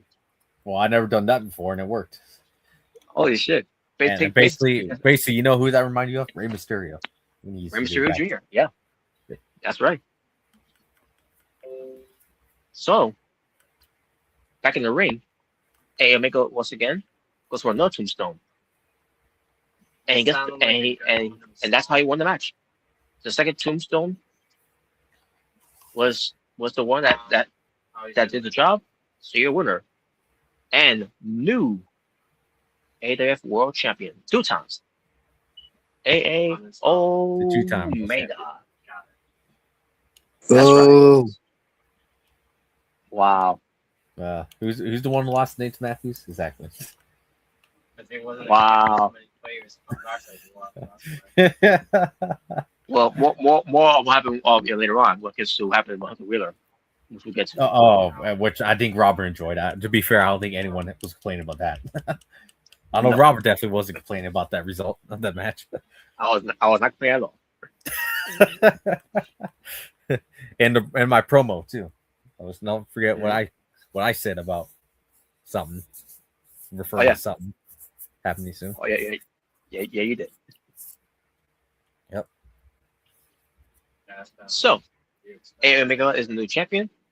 Gained redemption from the Demon Eater, and now it's off to what comes to where plans is for. What comes to the AWF World Championship at AWF Valentine's Day Massacre, which we already know what it is based on the promo that Omega already did for AWF Omega at the win back the world title. That's based on the seat. So, follow that, we got the PWTF World Championship. When it comes to the winner of the Brave Legacy tournament from the PWTF League side, Xavier King. And he was being accompanied by Alessia Quinn. And I'm like, why? Why? It's bad enough I have issue with her already when she put her hands on me. And I don't care because it was a mixed tag team match, by the way. Which probably I'll get back. I'll get back to that later. After about this match, but Natural Driller, the PWTF World Champion. You would have thought that Natural Driller being out there because let's say Quinn, touching me and all that I would at least have someone else out there with me too. To even the odds, but I guess not. I guess nope. But for the match itself, at first I was getting my ass kicked. Like holy shit! I'm Xavier King is looking to become a new world champion here. So he's already giving a jump start on me already. And on top of that, with some a little bit of shenanigans that happened, but it wasn't too much shenanigans, which I can appreciate that. It could be worse. It could be like what Rosita did. But I digress. Or Sarah Turner did to JKP. Yes. But I guess it wasn't good enough there when it comes to Hunter Wheeler. Guess not. But here's basically what happened here. I don't remember much of Xavier King or doing any signature moves or finisher moves because guess what? He didn't. It was more so from me. And also not any moves that he did there was that was memorable that he really did to me. Other punches and clotheslines and blah. Blah. But who you talking about being black? Xavier King. Oh wow. So that's what we're doing. The bitter end. Then he did his finisher move, the flatliner. But that was on your fall. Then a flying splash from the top, which was National Drew had a lot of air for that one. And one point National Drew as a bleeding. Don't know how it happened, but he bled. Kind of AOA Omega did when he bled, and the result of him, he ends up being a world champion. Yep. With all the blood, sweat, and tears. Then National Drew did the crown, which is double X handle from the top. Which, by the way, if anyone seen my promo of it, I talk about what comes to the next preview PWTF for March, which is next month. Someone who has won the tournament last year never got the opportunity because we were on a hiatus, unfortunately. So but I'll just later as well. But yeah, that's just just to send a hint and a message to someone who's known to do the crown. That's one of his finishers. Mm-hmm. But then Natural Burger, he did another flatliner, but only gets a 2 again. And then it came to the part like, okay, that's it. If you're not gonna be laid out by pinfall, I'm putting you in a submission. And that's exactly what happens. Natural Burger went for the brutalizer for the win to make Xavier King tap out. Well, actually, he could tap out. I mean, if he did, he probably did tap out. With his hand. Try to tap out someone from my arm or something like that. Or he probably just said he give up, or he may have passed out to the pain. Oh shit! Like a little bitch. Oh. Wow. That motherfucker. But Natural Born Thriller winner after all the blood, sweat, and tears of the match, still the PWTF World Champion. Nobody ain't told me we were supposed to keep it a surprise. I survived against Xavier's King because again he was dominating the match at first. Oops. Yeah. Yeah, I know. So yeah, not bad performance for Xavier's King, but it wasn't enough. It's You may have won the Brave Legacy tournament, but no one can take that away from you. But it's gonna take more than a consolation prize to actually beat a world champion. Right, y'all fucking hate me. I get it. Y'all stopped me out the other fucking day. So there you go. So now the main event, which everyone's been looking forward to. This to hear about what's going to say here. For someone who I was not excited, who I wasn't too crazy of win the Rumble, and we'll get to it. But but I'm not mad. I'm not mad at that. I'm not upset with that. I'm just I just wasn't crazy of the one who won the Rumble. And I'll get to who I wanted to win, because when it comes to the winner itself, he was more of a dark horse of to win the Rumble. So that's the best accomplishment. I mean, a best compliment I should say to give to him. But like I said, let's get to this Rumble match. Number one entry, we already know who it is, who lost the World Heavyweight Championship title to Royal Koala. Because again, if CJ Longwolf did not retain the title, he was going to enter as number one, and sure enough, he did. He entered number one. Yep. Not even Jesus Christ gonna help you oh God. retain the title. You're referring to that one video he sent, aren't you? Yeah. And I pray for that to happen. I pray for that to happen. That's all I did. I pray for it to happen too. I'll get to when we get to it. So number two, I was like, okay, who's gonna be number two? It's gonna be Killer Cross. It's gonna be the Monster Abyss. Or it could be maybe someone else. That could be can make a difference.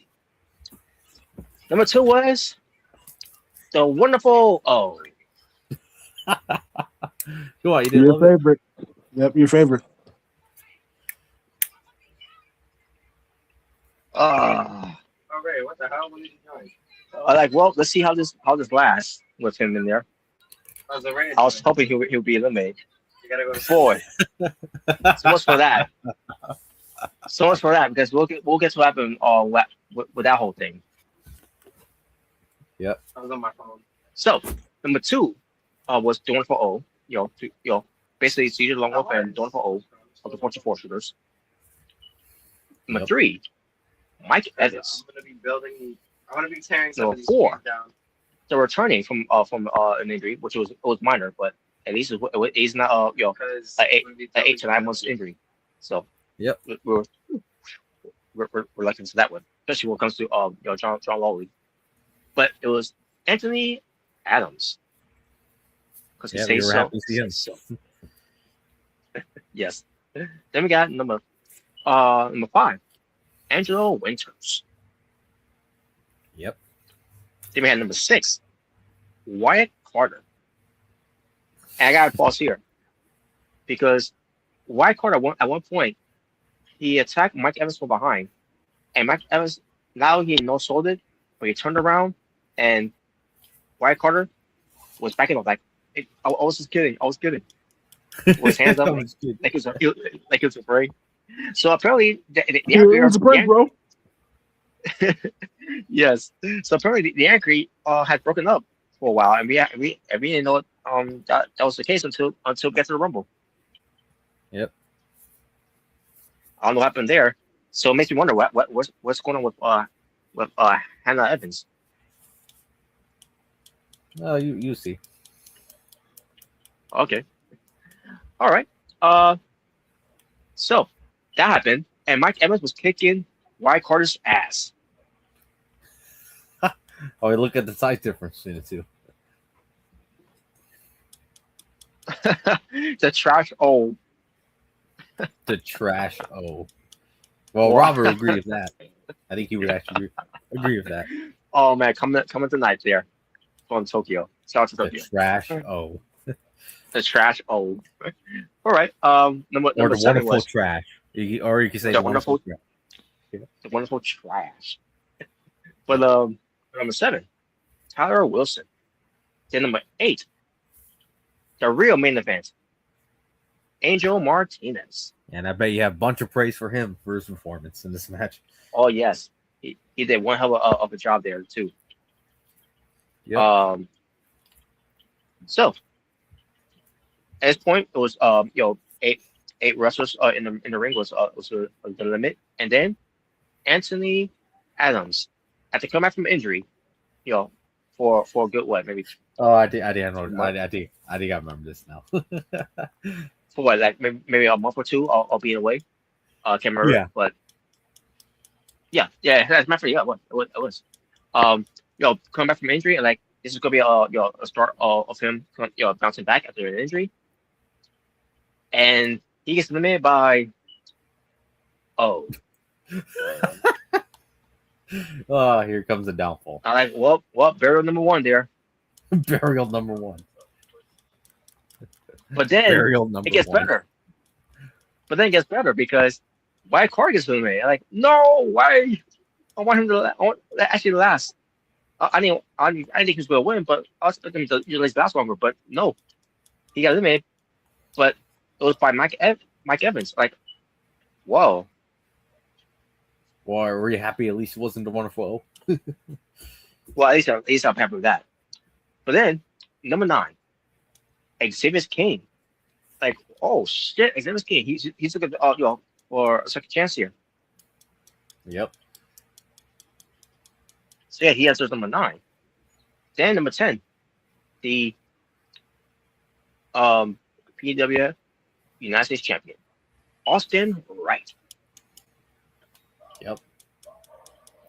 And also got eliminated by Mike Evans. Not quick, but I'm just saying, it didn't last long with him being in the Rumble. And you were still disappointed, and the crowd booed. Booed, by the way, when that happened. The crowd booed. Well, Mike Evans is the heel then, So yeah, I mean he's a big guy. But he's a big guy. But also right, like I was disappointed with him being eliminated. I expected him to last a lot longer, but I guess Mike Evans, he's strong. He's a big guy, more muscular, more powerful, I guess, and also right, couldn't measure up, I guess. I guess so. So Tyler Wilson, he got eliminated by Robert hated it. Another one of your guys getting eliminated by wonderful. Like whatever, it's Tyler Wilson, Well, but then, I guess you're not a big fan of his either. I guess. No, but I did give him a good push with his tag team partner. Which is why I created the Insiders. Mm-hmm. Yep. But Angel Winters by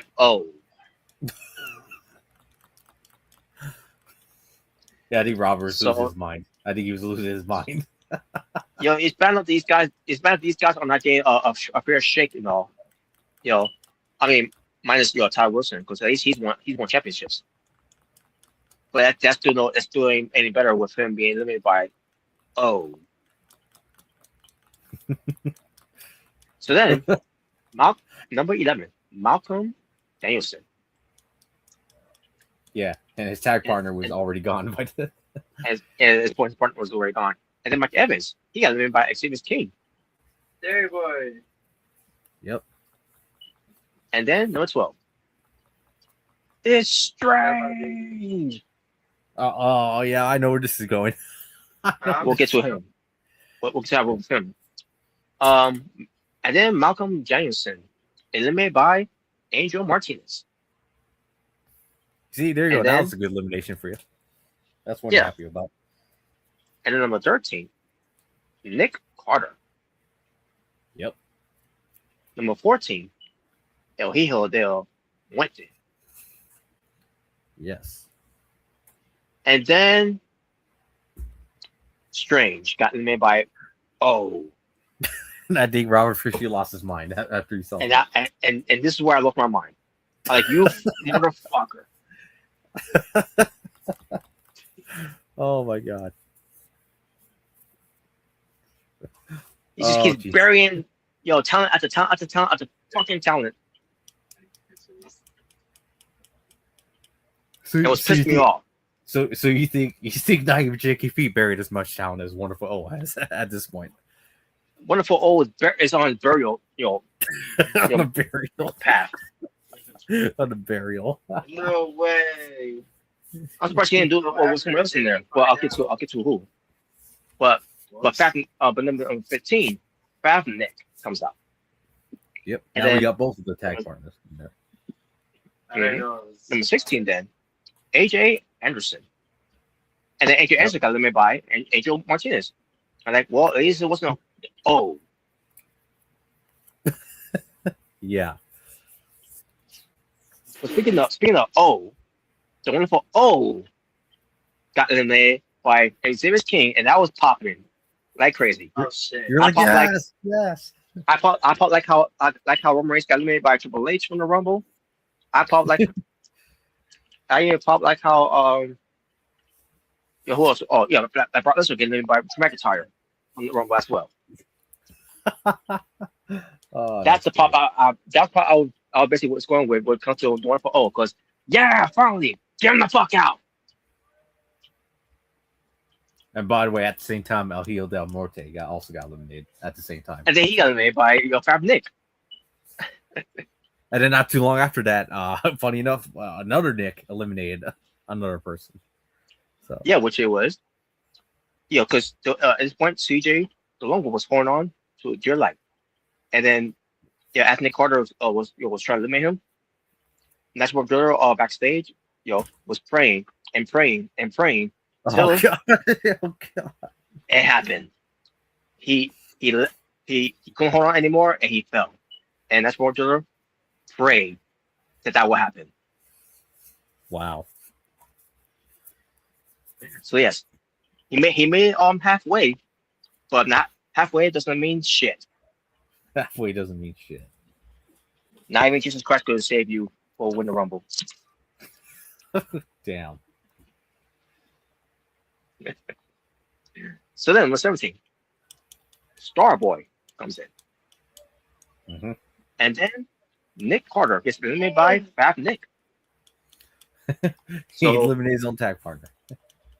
Remember I said about when it comes to every man himself?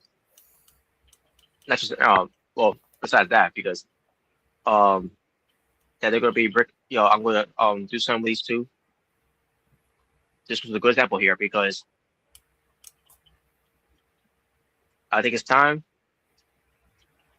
to to do some of these with these two going at each other. What? And this was a start right here.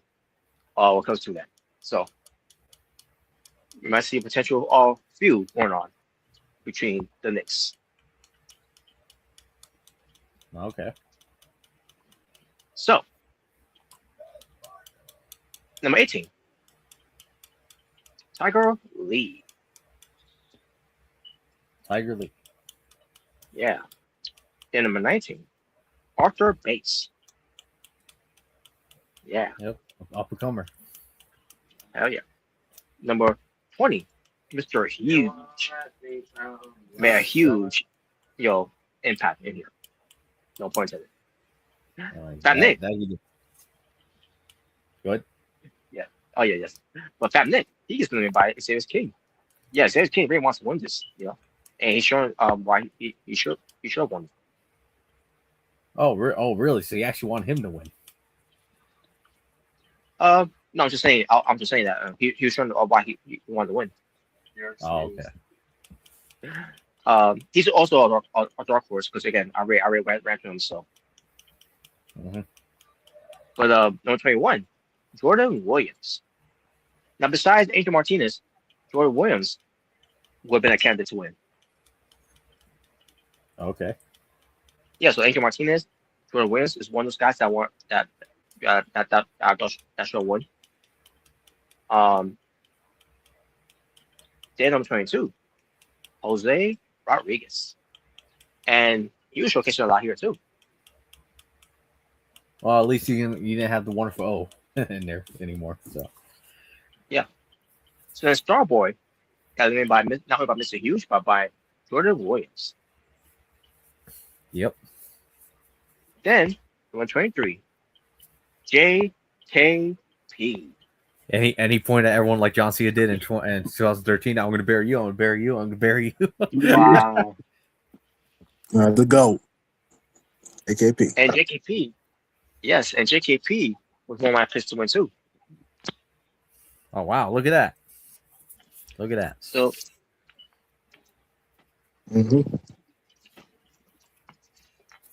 So yeah, JKP was one of them. Jordan Williams was one of them. Angel Martinez was one of them. So then we get to Makes you crouch faster.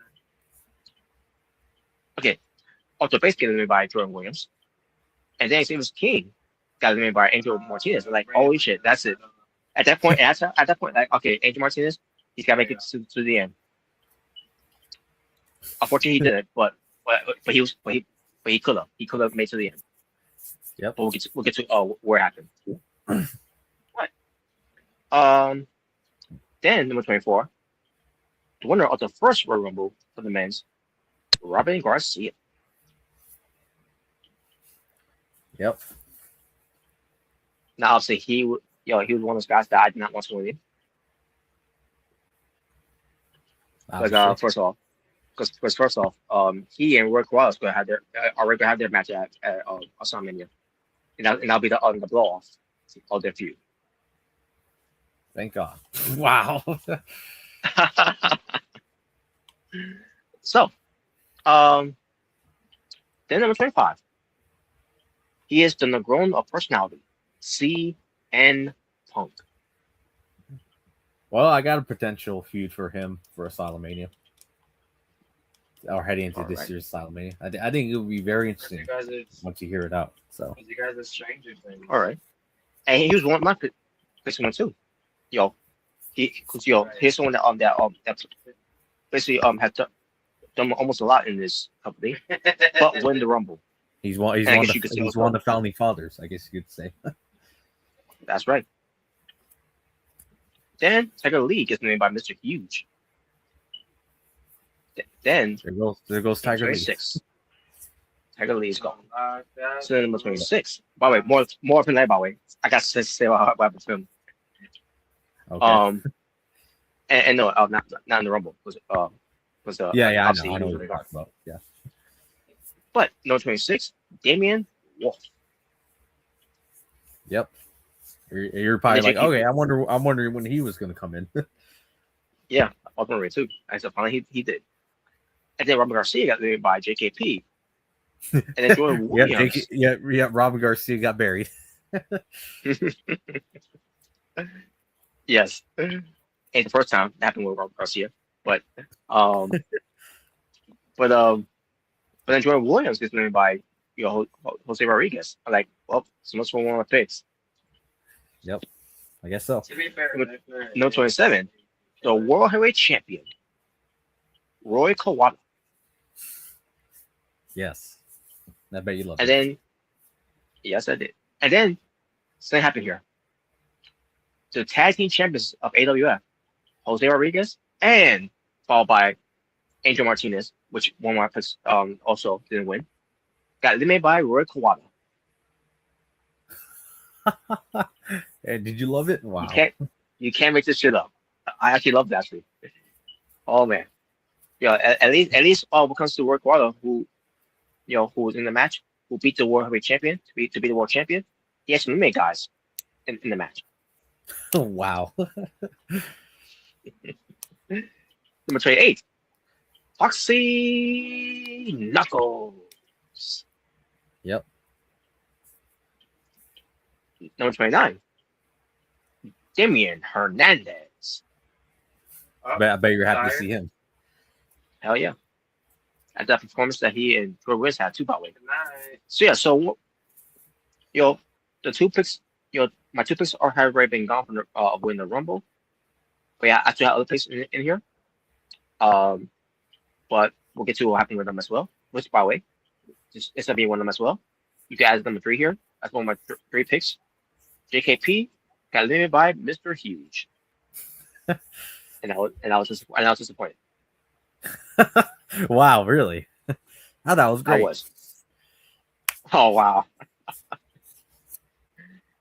So then, the World Heavyweight Champion Roy Kawhi got eliminated by CM Punk. Well, I mean, it makes sense. Like, you can't complain too much about it. Mm-hmm. And as a result of this, I think I'm going to give CM Punk a title shot. Really? So Okay, you're finally so- gonna use them. Finally, it's something. Yes. So that match should be booked anytime when we can. So Roy Kawhi will defend that World Heavyweight Championship against CM Punk, Sweet. and I could do something else too when it comes to leading up to next month. CN versus CM. Wow. Well, the CN versus CM if he ends up winning, we shall see. Really? Okay. So I just called the match without even realizing it. Yes, might take a lot. So Damian Wolf gets eliminated by CM Punk. Yep. And finally, number 30. Okay, who be number 30 here? Because I'm thinking so. Okay, maybe it's gonna be Okada. Maybe it's gonna be Chris Jericho. Hunter Who Wheeler. could it be? Oh, I would have been pissed. No. Bruce Wheeler. So He makes his return again. Number 30. God, no. But it was Choco Gamer, and like, oh, thank God. After you saying that, like, at least it's someone I like. Really? And Choco Gamer, he could have been up there to win this year as well. Mm-hmm. So CM Punk is eliminated, and then like, well, there goes my 4th pick Damn, real. by Mr. Huge. By the way, who got eliminated? Yep. And then the final 4: Jimmy Hernandez, Foxy Knuckles, Choco Gamer, and Mr. Huge. Yeah. Wow, you didn't love it? Wow. Well, the thing is, besides Choco Gamer, my picks were already gone. So. Oh. I was surprised. You didn't even want Mr. Huge to win. After all that, after all the push you had behind him at one point. Oh, I got some from for for what we get to sign me if a certain someone and also right against champion at that time. As we go to. Oh, if he's still the champion, okay.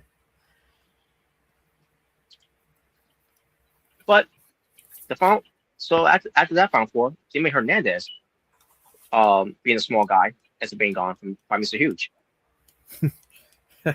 That's just unfair. I guess so. So the final 3, Foxy Knuckles, Joel Gamer, and Mr. Huge. And then Joel Gamer as being gone by Mr. Huge. Those two have a rivalry by the way before. And Mr. Huge, got the better of Joel Gamer here. And like, well, so much for my pick. A win of the Men's Rumble. Yep. As far as the women's, I didn't really have much of a pick other than Valerie and maybe Christian King. I was able to make it. Other than that, I was satisfied because of the Women's Rumble either way. One letter, All right. 2 words. But this one, I like. Well, He's destroyed. Foxy Knuckles, I'm not too crazy with him, and Mr. Huge, I like. Maybe. So the match this happened with the final 2, and they were happy at it. And then Foxy, it went for a while, but too, and I thought it was good that how it was done. But in the end, it was 3 punches to Mr. Huge. Mr. Huge was on the went over the top, but then on the apron, and Foxy Knuckles delivered not 1, not 2, but 3 knockout punches to knock out Mr. Huge out and lands on the floor, and your winner of the 30-man Royal Rumble Foxy Knuckles. Again, Yep. I'm not upset that he won. At least it's not. Yeah, I'll say one thing. At least once a Hunter Wheeler. At least once a Nathan Matthews. At least it wasn't CJ the Lone Wolf. or the wonderful O. Or the wonderful O. But then again, what comes to wonderful O? I was hoping that he would have won. Robert, you know what should have been? I should have created Jackson Drake. He should have been number 30. Okay. Oh God, no. Scrawny little dweeb. By the way, apparently that's who Joe Hendry's first feud for the title is. Are you fucking kidding me? Yeah.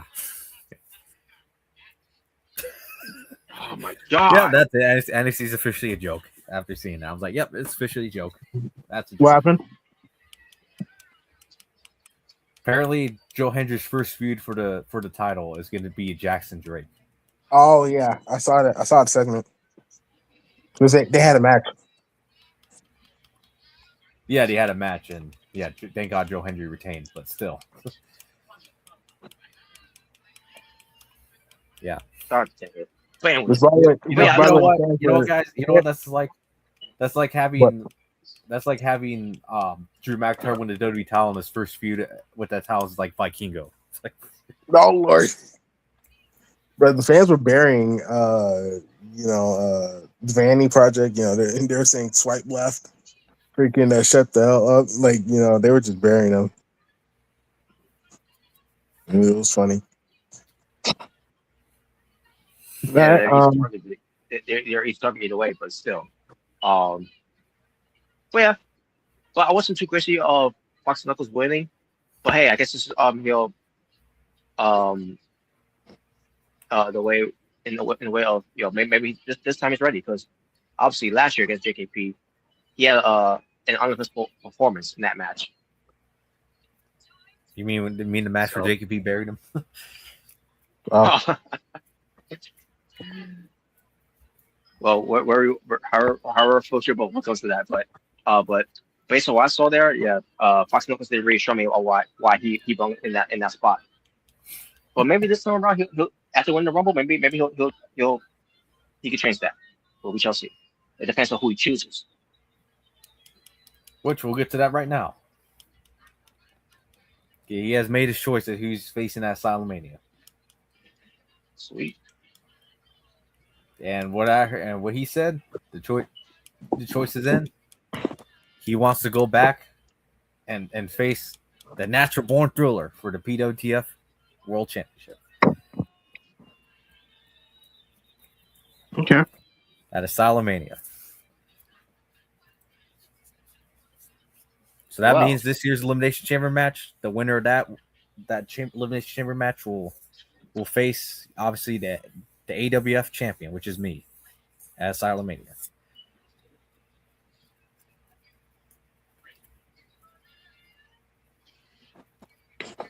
All right. Well, I guess we do some fun type of stuff. Shut your damn mouth. Yeah. Wow. All right. And also I want to say something too as well when it comes to the situation when it comes to the championship match for night 2. All right, what's this? So, because since the joint review of AWF and PWTF is happening for Elimination Chamber, I suggest when it comes to the AWF World Champion versus the PWTF World Champion versus champion, where the winner will get the main event for night 2 of Asylumania. Well, didn't Foxy Knuckles win the Rumble? So does that mean he's technically goes to the main event? Yes. Or would you rather prefer to have me main event Asylumania? But is that what you're basically saying? But I think you'll be it would be fair, because I want someone thinking that I'm playing politics, that I'm in the main event of the biggest show of the year. So that's why I want see if you can try to earn your spot to to get that main event spot. By having a match against Well, me. I mean, you never main evented Asylumania. I have.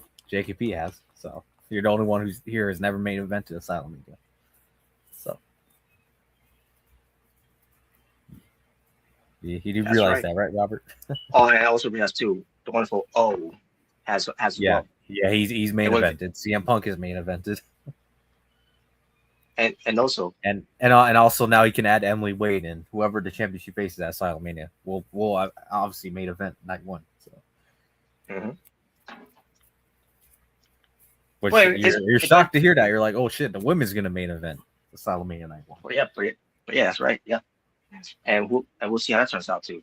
But it's just a suggestion though. But before we get to the fun topics, by the way, I got to talk about the other matches that happened.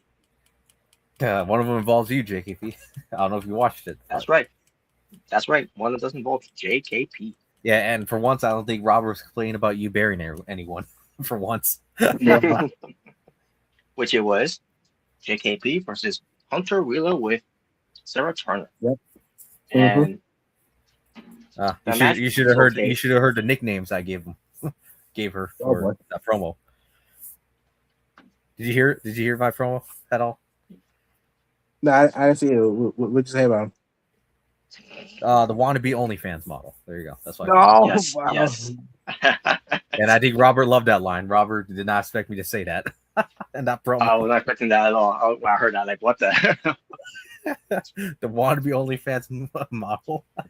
That was great. Yep. But yeah, but JKP had that match against Hunter Wheeler, and he beat him. And like, good, thank God. Good.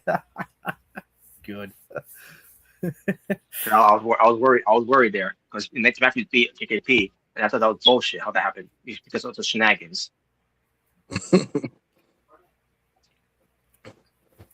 But yeah, this is the program here that's been up here for JKP against these these millionaire club / corporation, wherever they're supposed to be, the combined. Yeah, that's gonna be a starter feud for you, right there. That's gonna be a program for you. Makes me wonder, because we got women involved there. Are we gonna have a woman involved too? Like maybe the return of Nakia Jackson. That's not a bad idea. I was thinking more Charlotte could be there to help JKP. It's Charlotte. Yeah. I mean, nowadays I want mine if Charlotte helps me out. Wow. Who right. Who helped you out with the other doofus that's in that group? This rebel heart. Yeah, I wouldn't mind that. Oh God, same face.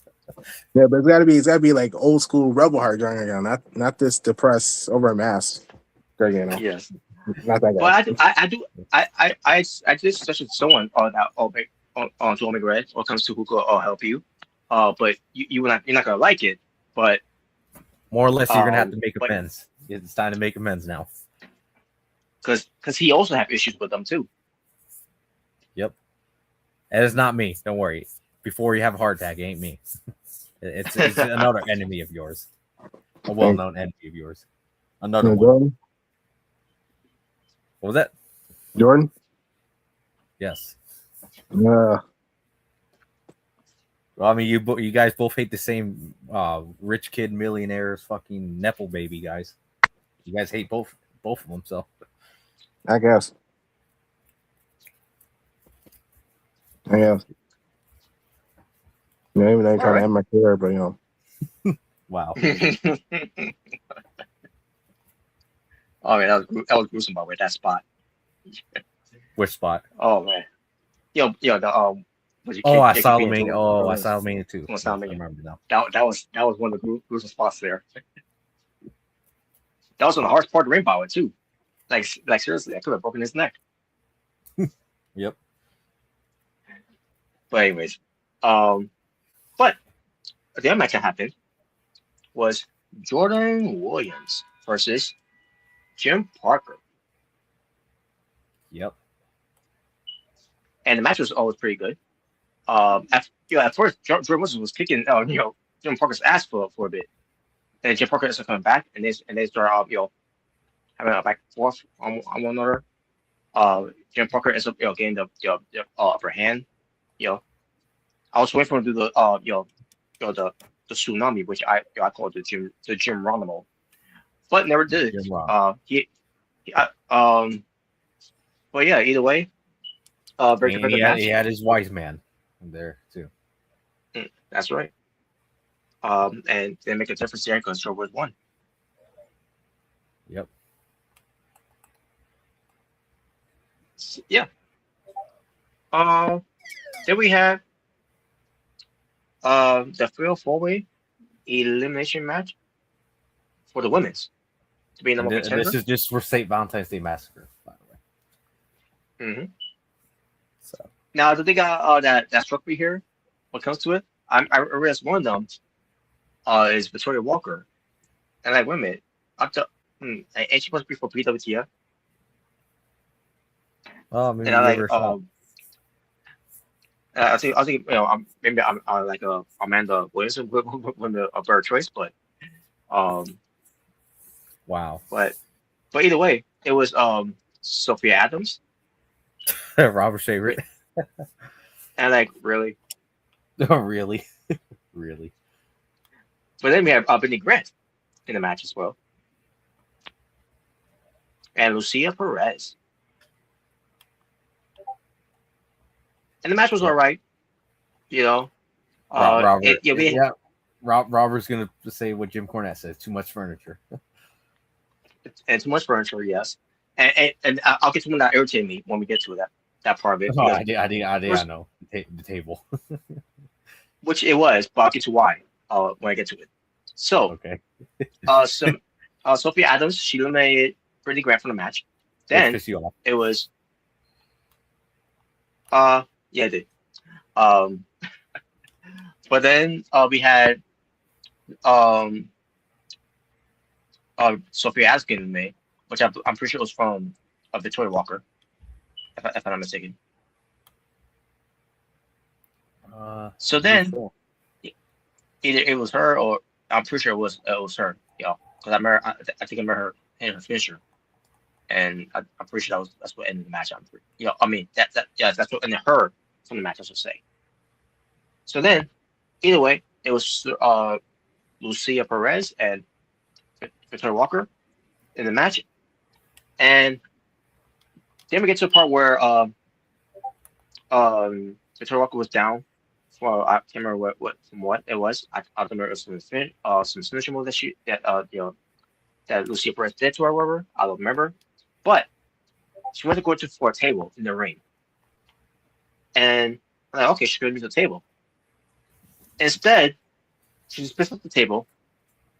She's going to go to Victoria Walker, and then she backs up, and then puts the table down. I'm like, what the fuck was the point of that? If you're, yeah, I don't like on tables being used that much, anyways. But in the video game, every time when they bring a table out, they don't even fucking use the table. And then and I thought from here, I thought she was going to at least use the table, and then all of a sudden she just touched the table just for a sake of touching it, and then puts it down. Like don't even bother with the tables then. She pulled she pulled a Bailey, like, I can't use it, I can't do it. I'm like, what is the point of tables in the video game now? They don't even fucking use it. Unless you're on a table match. Other than that, they don't fucking use it. What's the fucking point? That is the point. All I'm gonna say is I know Robert hates the use of furniture in the games. AI fucking sucks. They really do fucking suck. No good comes from. There's no good coming from AI when it comes to video games or for music, unless you're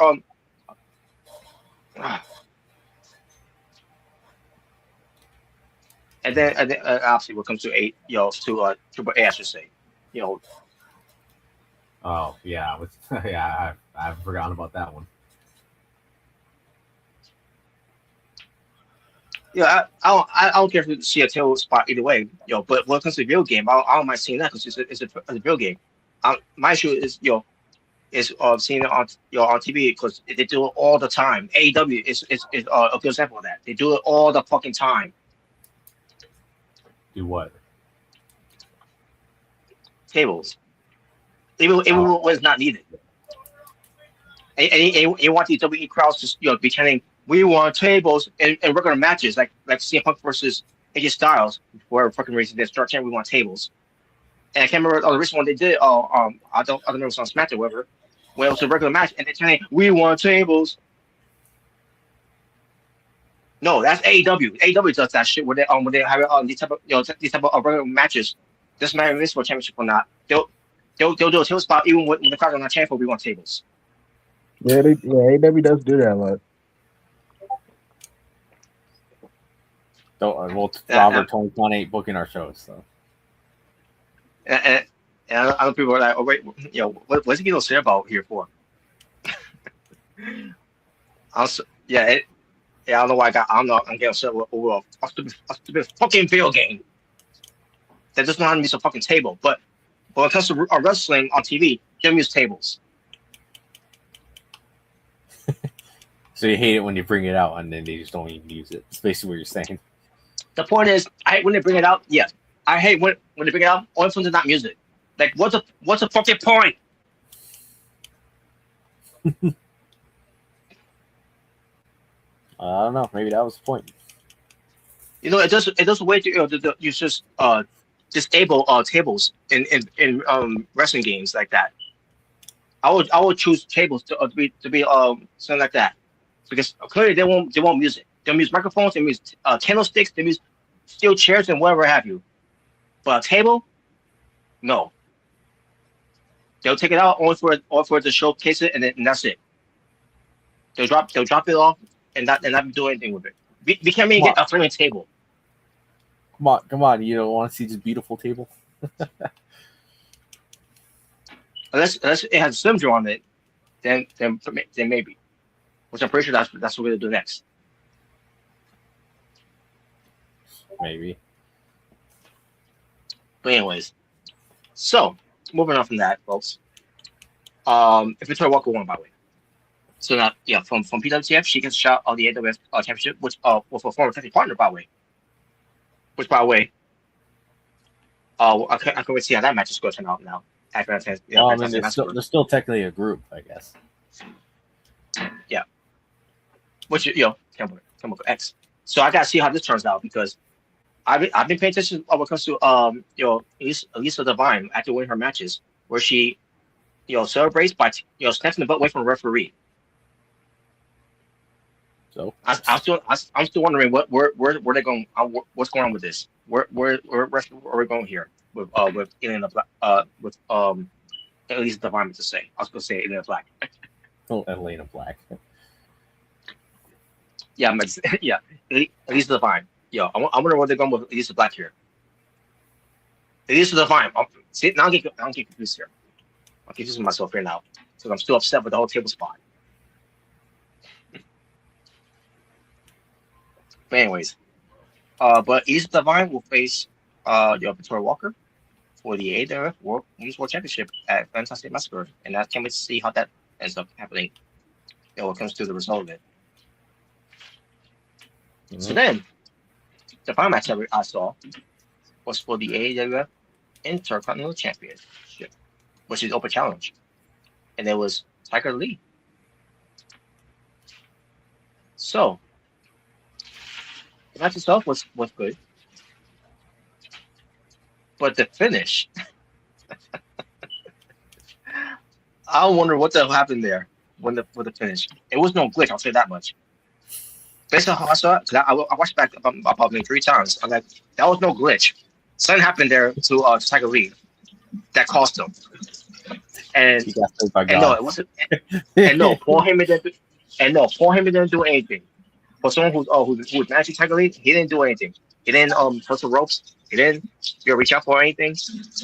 So what happened was Tiger Lee was going for the comfortable turnbuckles, and for a reason, as he was going to do that, on the the top and the rope, please ball on the apron to climb up, but didn't get to that because the moment he has foot on the rope there, all of a sudden he tripped or stumbled, and like what the happened there? So because of that, AJ Martinez took advantage of that, got back up, went for his finishing move, and got the win.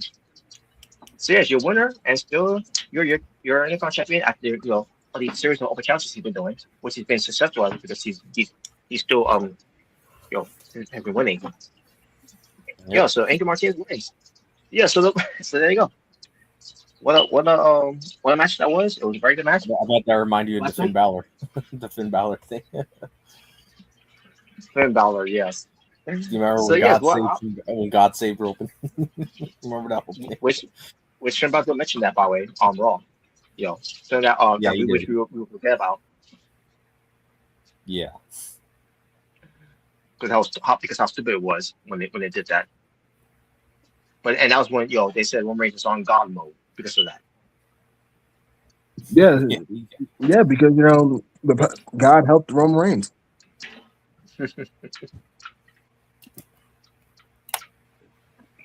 Well, nevertheless. Well, yeah, but after seeing that spot with Tiger Lee, I couldn't help but to laugh at it because like what the happened there? Because again, it was no glitch that happened. It for a reason he just fell back. Like holy shit! Like if after that happened, he probably would have won the match. Maybe I had concussion. Oh no, but that was so funny, man. How he's trying to climb up, and also he started falling back. Because Happy would have gone on the top, and whatever he's going to do, he probably would have would have done something later on, and probably would have won. But no, something happened there. Maybe it was the LWO doing something there. Maybe you know how they are. They always like cheat and steal. They probably did something to that rope, to the ropes there, for technically to I to mean, fall. like I said, maybe God saved him. I don't know. Oh man, that was hilarious though. But there you go. That was all the whole entire match there from the Asylum Wrestling Federation. Those 4 matches that played out after the Royal Rumble, and the one that really was very intriguing was the Intercontinental Championship Challenge match, and also JKP being Hunter Wheeler, which was was priceless. Yep. But yeah, that's pretty much there. What comes to AWF there. Now before we all move on to fun topics, there's one thing I need to talk about. TNA wrestling.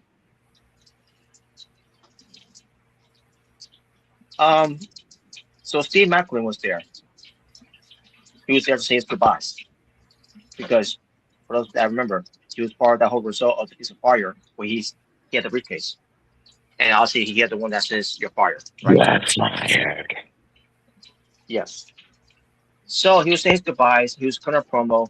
One final promo. Mike Santana ends up, going to him, saying you're a selfless man. Selfless. Not the accusing one. He's selfish. Not selfish. Selfless. So he's saying that, right? Because to him in the business being selfless, that, and then gives him a goodbye hug and all that. He goes to leave, and Santana goes his way. But then Steve Macklin attacks him from behind, and then runs up to the gate, wherever. The garage door, I should say. The one that looks like the garage door on the way, but basically, just beating him up. And like, what the hell is this? And then he started shouting out, as security pull him away and kicking him out of the building, saying that's a problem, basically, shouting out and all that, saying that's a problem, because I'm too selfless, and all that. And he leaves. So I'm watching this, so I'm like, yeah, that's the So problem, wait a Robert. He was too selfless. That's the problem. yes. So I'm watching this, so I'm like, I'm confused here. So why would they do this angle with him? Attack his Mike Tyson if he's supposed to be fired.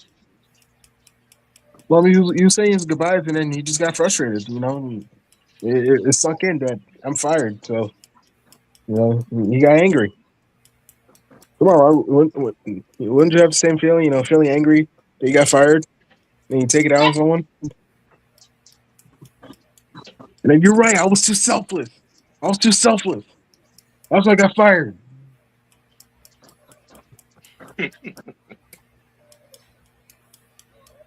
Yeah. I won't be I mean, forgotten. based on what I'm seeing here, he's not with TNA wrestling, but still, I don't get it. This is not going to lead to a story here where he's going to come back because I'm pretty sure he's going somewhere else or do something like I didn't get what they were doing here.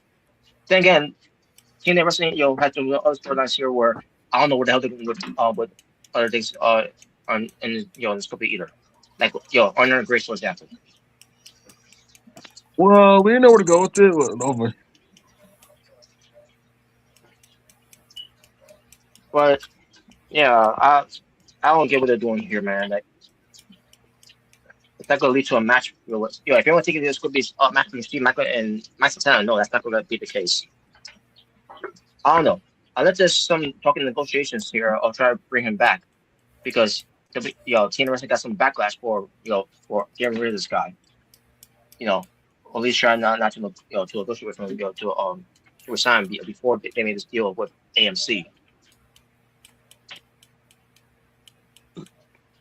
Because, and the reason I'm gonna say with this because again, when they did the whole thing about him being fired, and then they had Tom Elephant on camera, crying because he's gone from the company, just saying he got me in TNA Wrestling to begin with and all that.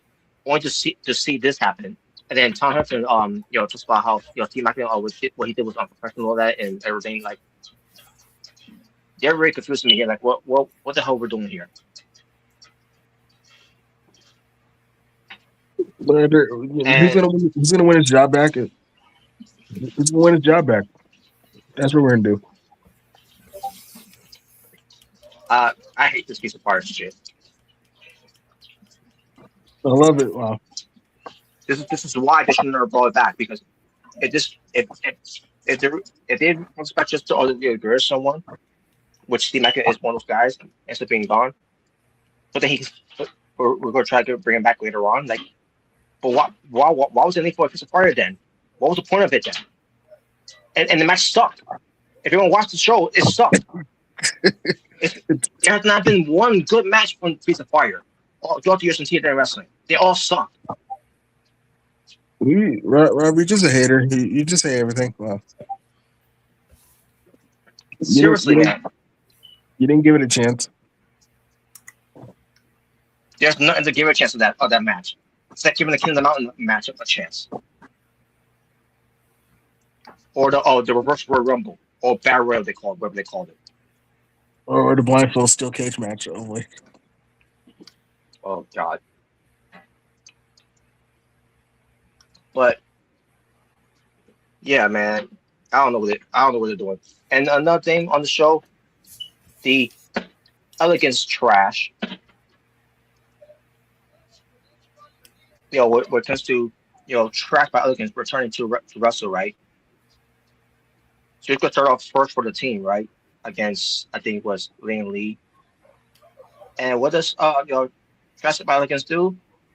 She goes to tag out, because you're not ready you're not ready to see me wrestle yet.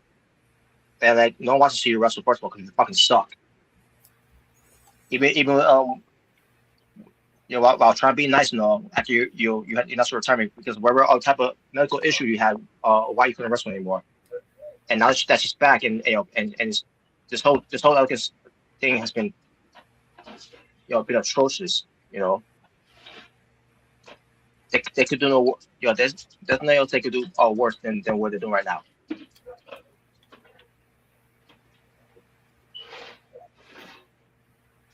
So yeah, so when that happened, when she did that, I really don't care anyways. I'm just gonna skip the whole segment because it's not gonna do anything for anyone. No, no one should even give us a chance anyway because you this whole again brand fucking sucks.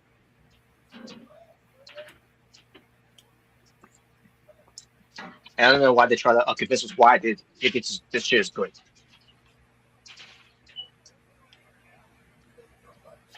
And Because it is, then Mark. yes, sure. And then the system beat down on the Hardys and Mike Santana, only for the return of Moose. And like, wait a Moose. minute, I thought Moose was supposed to be out of action. I thought he had a back injury.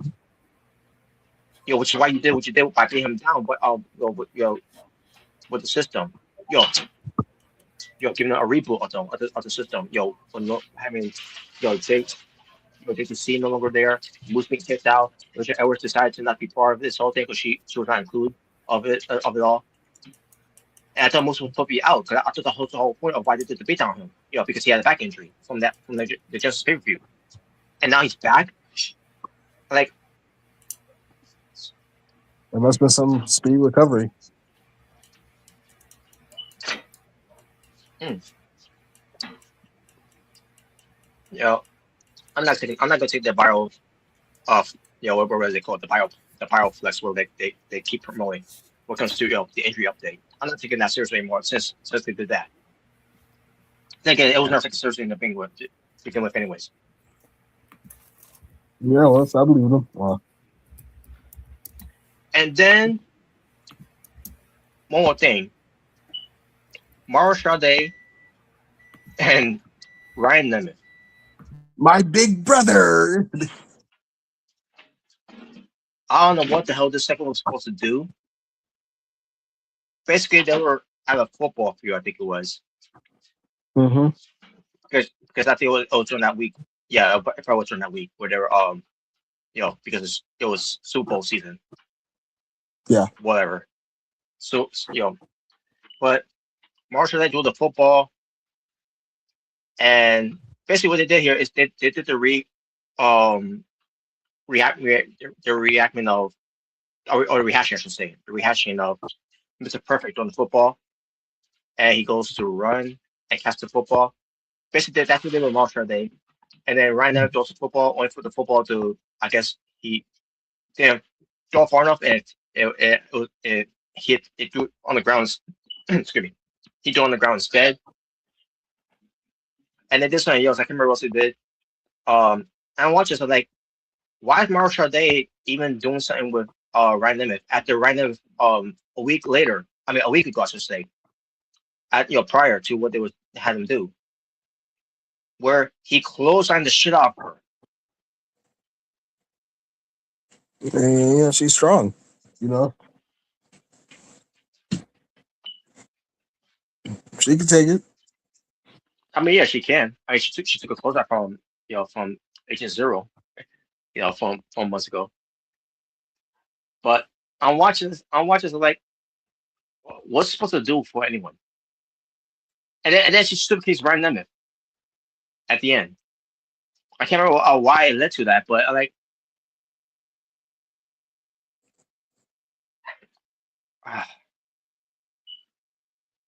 You loved it so much.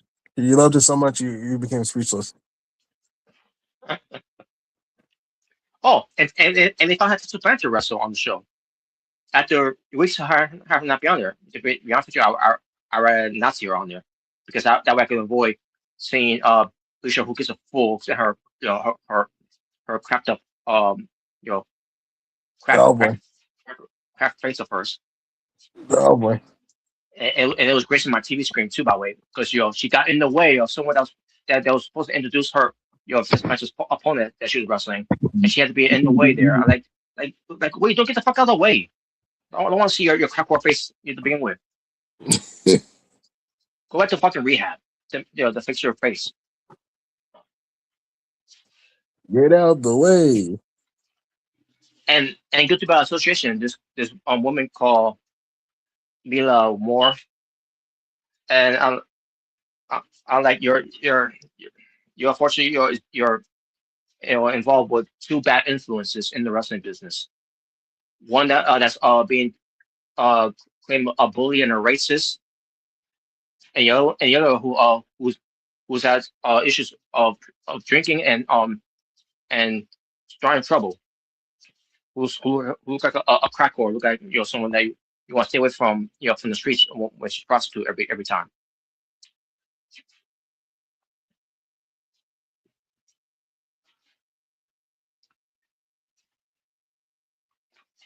I'm sick of this shit. I'm sick of this shit. And TNA wrestling, has not felt the same. Losing Scott D'Amore, losing Josh Alexander, losing Jordan Grace, losing Joe Hendry, and but hey, let's bring in Tessa Blanchard back. Let's bring in Lucia who gives a fucks back. To be involved. Let's have the trash. By Elegance for Elegance trash. Grace's with trash segments. That's going to draw nothing. It's fantastic. Oh my god, man. But anyways, that's my take when it comes to TNA wrestling. I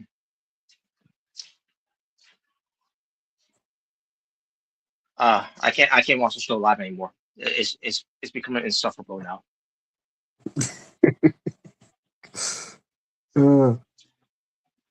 I can't believe it. They're for a company that's called total nonstop action. They're showing anything but action. Total nonstop elegance. Yeah, it's not much to see there either.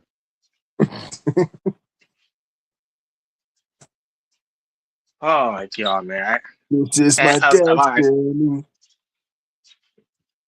And that's another thing too. They're not even about crossing the line anymore. They got rid of that theme now. They got some other theme now. Like I couldn't make out what that theme was is supposed to be. Like who thought that was a good idea to mix that themes as teen wrestling going to AMC.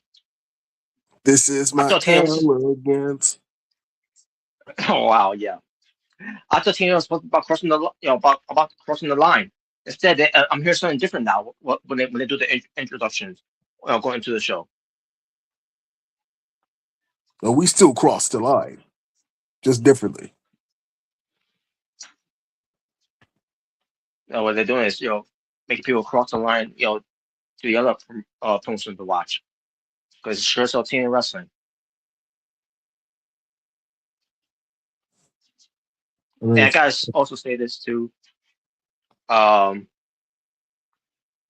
Because of the personal concierge, I got heard because it's just way before they made their debut on AMC, where he literally said this by the way, where it came to finding Mr. Elegance, where it was some fat guy that they found backstage who was working for some behind the scenes, and Trash by Elegance spotted him, say he could be Mr. Elegance, whatever, right? And like, well, good job then, Trash by Elegance. You should prove why that's exactly why you're trash in wrestling. Wow. And then the personal concierge agree with him by saying, "Hey, listen, I train garbage like you. Like, wait a minute, you're a trainer. How are you a trainer? Oh, we're concerned wrestling. Like, we don't really, and that's nothing. We don't really know who your name is supposed to be. All your name so far in teen wrestling is the personal concierge. We never learn about his name and about who he really is. Unless you Google him. Other than that, like who the fuck do you have you train? From someone to being garbage to be successful. Like what? What? So you're telling me you train garbage garbage people to be be successful. I'm like, who have you trained to be successful? We don't even know what your name really is other than personal concierge. You train Strange? Wow. Oh, no. The thing about that character, anyone could play that character. Anyone could play that character. All you gotta do is find, make sure he can act a certain way, unless your name is Jared Little. Wow.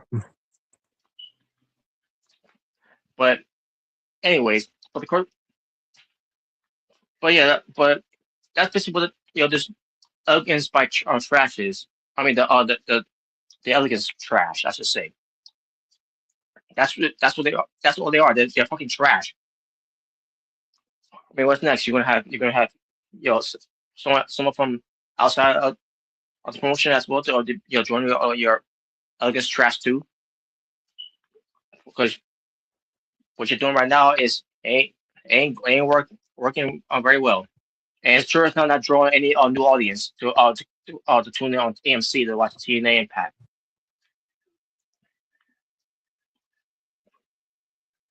I think it's great.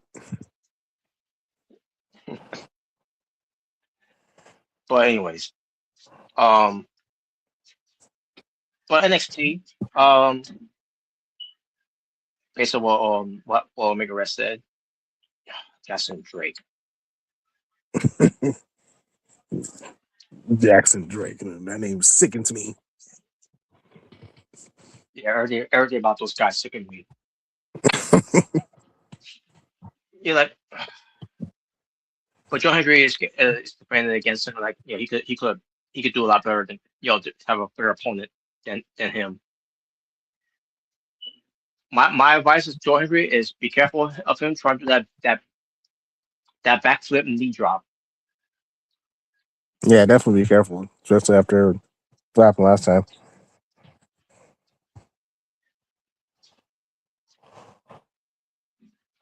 But other than that, they're doing some other things on the NXT that when it comes to Vic Monroe and Jada Parker. Mm-hmm. That's the thing. That's the thing that's the most likely is intriguing, at least. But are they doing Vengeance Day anytime or because of what I've been seeing so far, I don't think they are.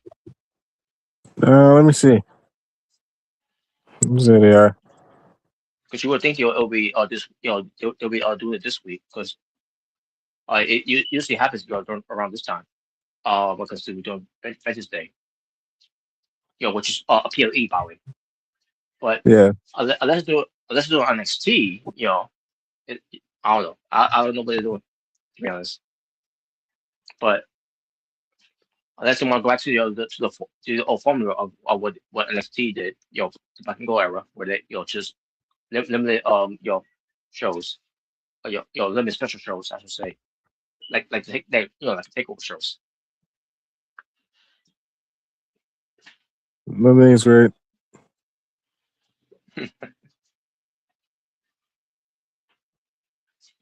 But other than that, yeah, I don't know what's that's intriguing on NXT because I don't know what the interim general manager, which is Robert Stone, since Simone Johnson is no longer there, the Charisma vacuum herself. Just hate it, Robert. Well, Well, besides that, when it comes to her beliefs, when it comes to that happened, at least when it comes to her, at least she didn't try to send in signals as the Ava character when it comes to referencing anything when it comes to ice. oh well. Yeah. But at least, but also, even if she did say something on Twitter when it comes to that whole thing, and she would have came out there on NXT, we probably would have had some fuck ice chant, like what happened on AEW Dynamite. Well, I don't know, because you gotta remember Florida's more of a red state, so it probably not. And I think because AW were in Las Vegas, I think they're a little bit more blue there. I'm not sure, but I mean, considering that chant, yeah, I saw that. I was like, because I saw like a clip of the match. MJF versus Brody King, which I think Brody King had like a abolish ice T-shirt. Um, Yeah. and obviously, you got the chant, F ice, and it kind of took me out of it. To be honest, I was like, oh my goodness, I couldn't focus watching it. I had to like, you know, because I was just getting sick of Yeah. this whole thing. So Yeah, no, I didn't actually see the shirt of it. I think I may have skipped the entrance of it. I think that's what I did. yeah, I think Uh, yeah, I think he had like a abolish ice T-shirt for the King. Did probably.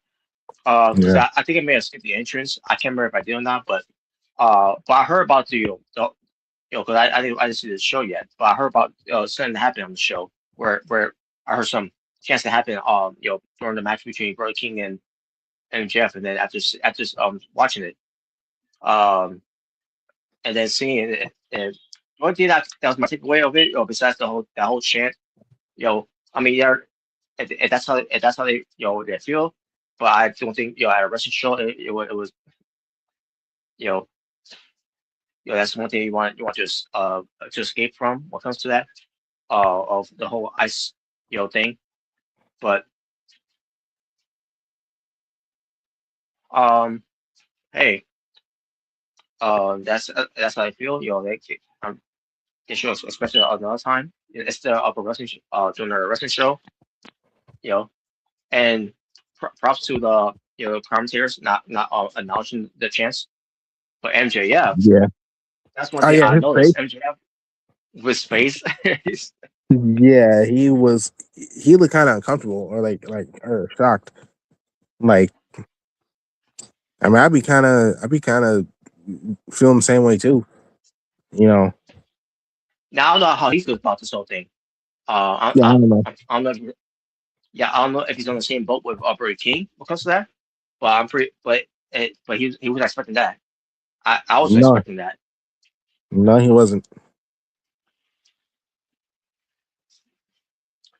But even still, they got that out of the way and the match started.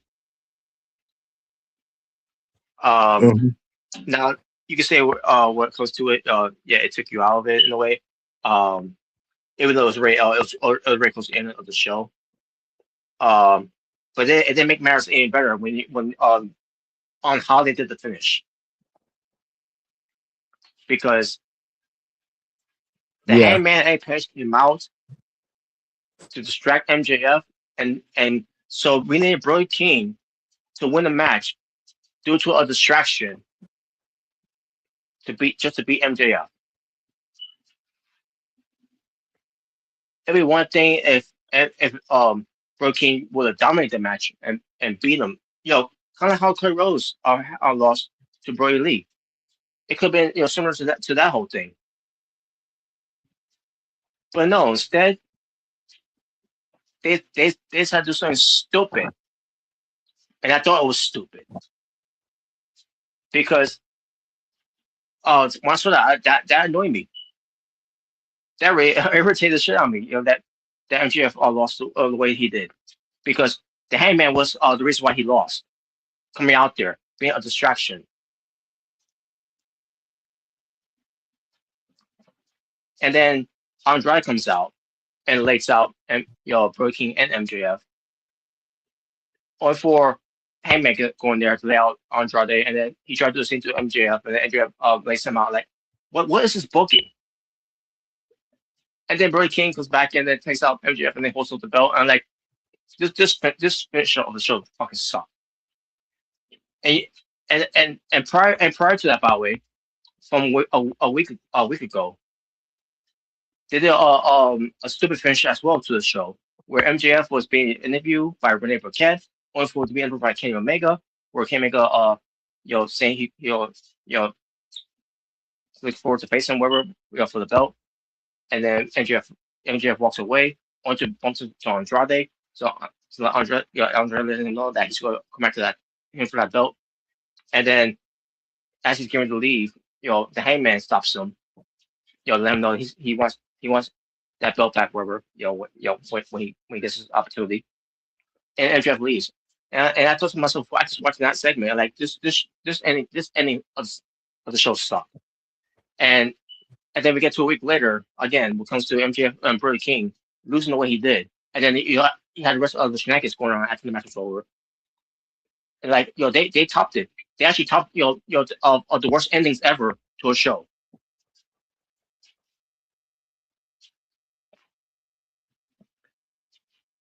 Oh my god!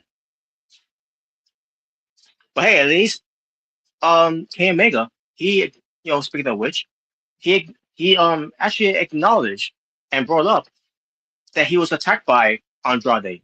The same Andrade who made return to AEW.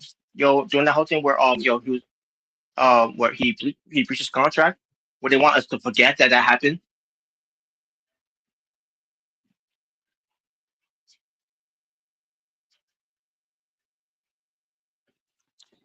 So yeah, the segment they want us to forget about with Kenny Omega being attacked by Andrade when he returned. They actually brought to light where Kenny Omega mentioned it. Before they got to the match between Andrade and Kenny Omega. Okay. Because they have not once mentioned it. Because again, they want us to forget about that. That didn't, to pretend that didn't happen. Omega being attacked by Andrade Evil when he returned.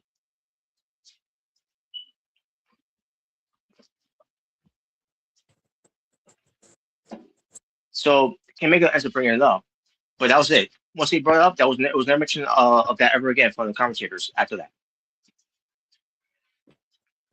Because again, they want us to forget about what happened there.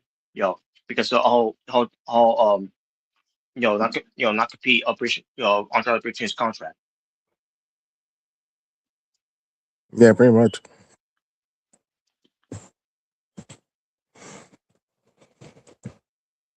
Well, yeah, but also, they put up some things for for this week, because this week is going to be AW going to Australia, Grand Slam Australia, which is going to be on Saturday. Especially a special collision event. That's basically what it's going to be. Okay. But I'll bring up on the card that later on. So Salve, after all the garbage that we talked about right now, let's now have some fun. All right. And what they make a red in here again. Mm-hmm. But no matter. We'll get hopefully we'll get next time. And by the way, we will do another BTA later on, this week, maybe on the Friday. Okay. And as far as later on tonight, I'm gonna do a watch along for AW Dynamite. We'll bring up the card of the show, because I'm pretty sure uh on Dynamite it's going to be the final obviously it will be the final result of whatever they're going to do on that show. When it comes to for people to tune in on Saturday to see AW Grand Slam Australia, which by the way it's the same show from last year that Blake Matthews was injured. Um, when he fought Okada, and Mm-hmm. because it was I guess what his ankle buckle, whatever, something like that. Yeah, I think so. It Yeah. hasn't wrestled since, so it's been over a year. Yeah, it's been a while. So it makes me wonder, oh, I hope it doesn't mean like he's is the same situation that he had with like uncoded. Yeah, I hope not.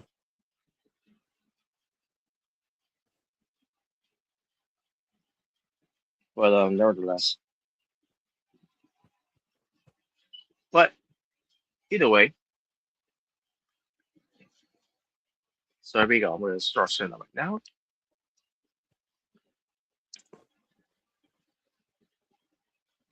Um, there we go.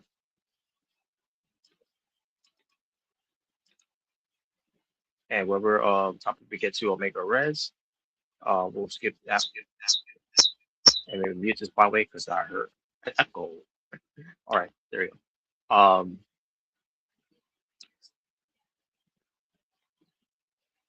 was say once we get to Omega Reds portion of this one topic, we'll skip that one so and see how does it look.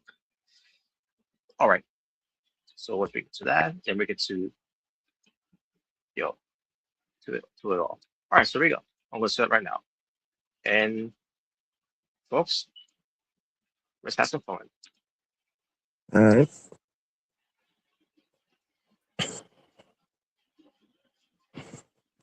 All right, so here we got, Mario characters, Super Mario characters.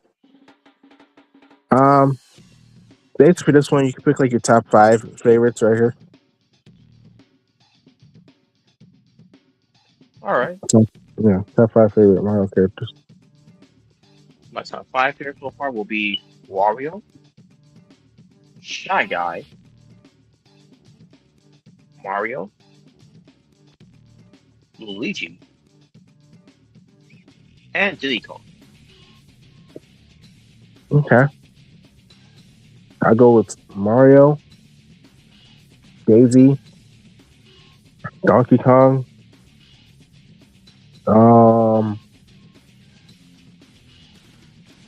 I'll go Waluigi, and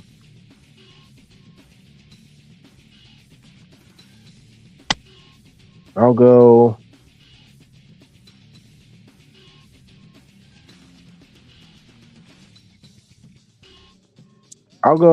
Bowser. All right. Yeah.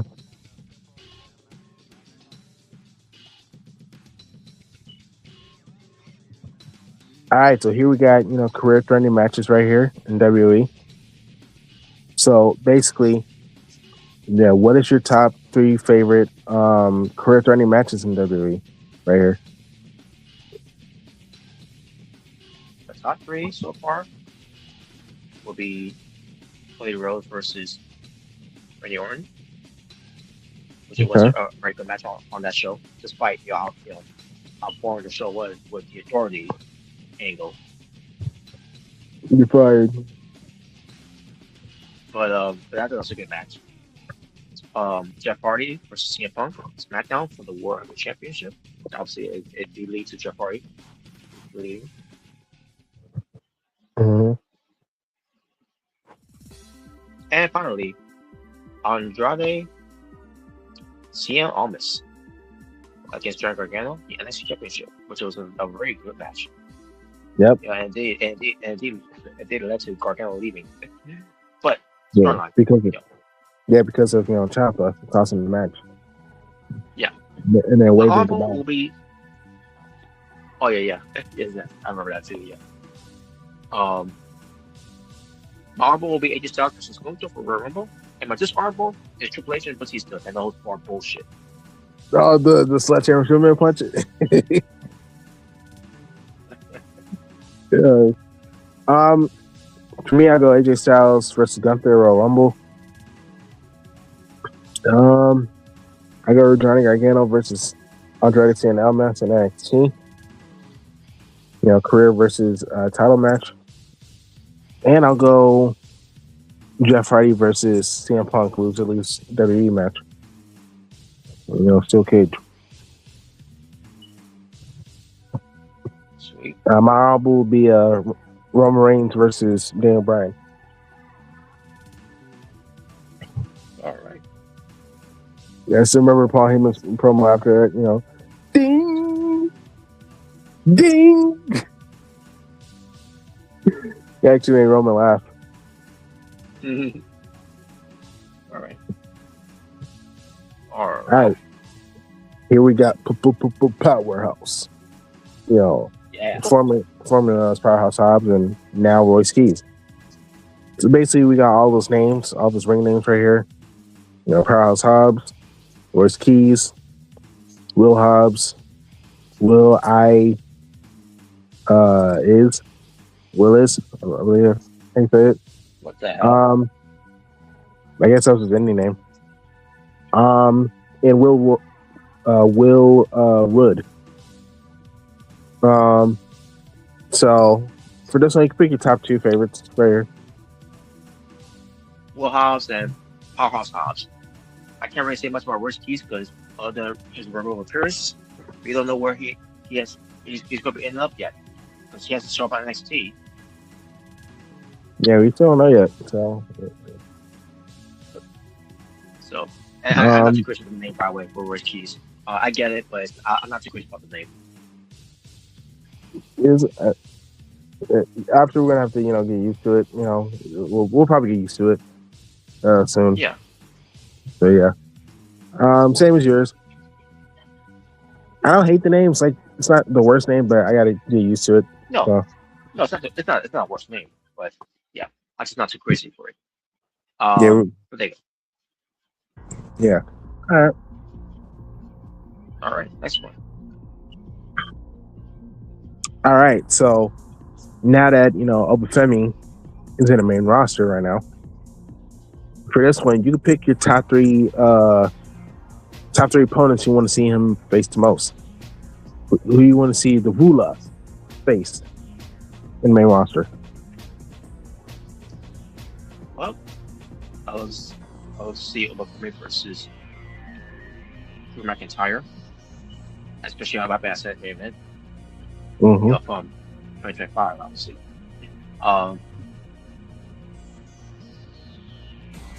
But we're gonna eventually get Brock Lesnar, so I'll add him as that. And Oba versus Jacob Fatu, and my Arnold will be Bron Breakker. All right.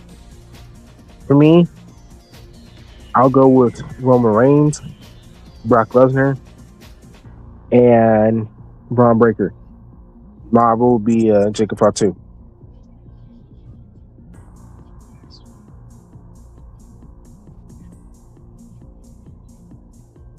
All right, that's. All right, here we got AJ Styles. Basically all of his title wins.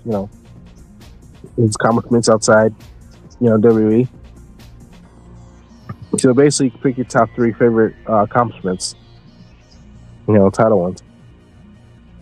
All right. I'll go with AJ Styles winning the X Division Championship. I'll go with AJ Styles winning the TNA World Championship. And I'll go with I'll go AJ Styles winning the IWGP World Championship. My honorable will be the tag team titles from TNA. Okay. Same as yours.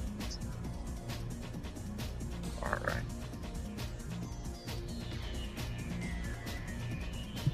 And next one.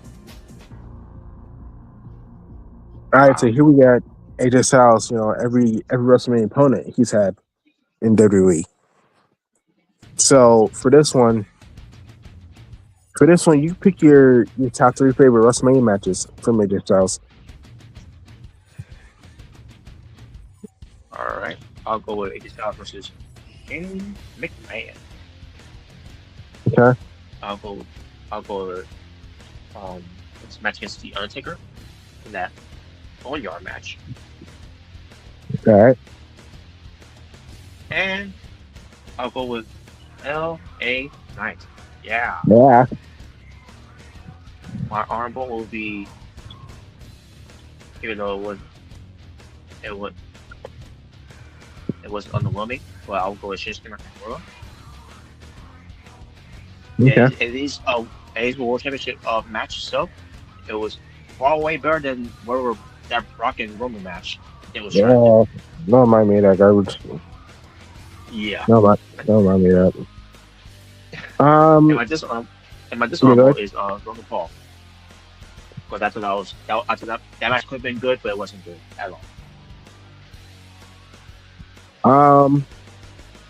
Same as yours. My honorable will be his match with Randy Orton, because I did like the build up and I did like the match, and that was a really good match that they had. So yeah. the Rent's dude. Yep. Rent's due, son of a bitch. Oh yeah. I figured did he say something after that? But yeah, he did. Yeah. They had a really good back and Well, forth with the promos. They're really good. mhm. And a knockoff diamond cutter. They had some really good jabs at each other. Mhm. I could totally see him making a showcase with AJ Styles. Oh yeah, definitely. Now obviously he's we're going to see what happens with him after his WWE exit. Yeah. If he did exit, I don't know. Cause that we don't know the status of this what he's going to do. Because obviously he wants to wrestle outside of the company to do his own retirement tour. So that they don't eat there with John Cena. Yeah. But nevertheless, that's fine.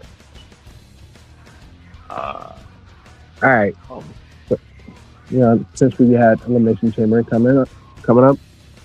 So basically, what's your top two favorite matches in the Elimination Chamber? From both versions, the old and new versions of the Elimination Chamber. So what's your top two matches from both? so when it comes to the old one, obviously the first ever Elimination Chamber match from 2002, and Okay. and my second one will have to be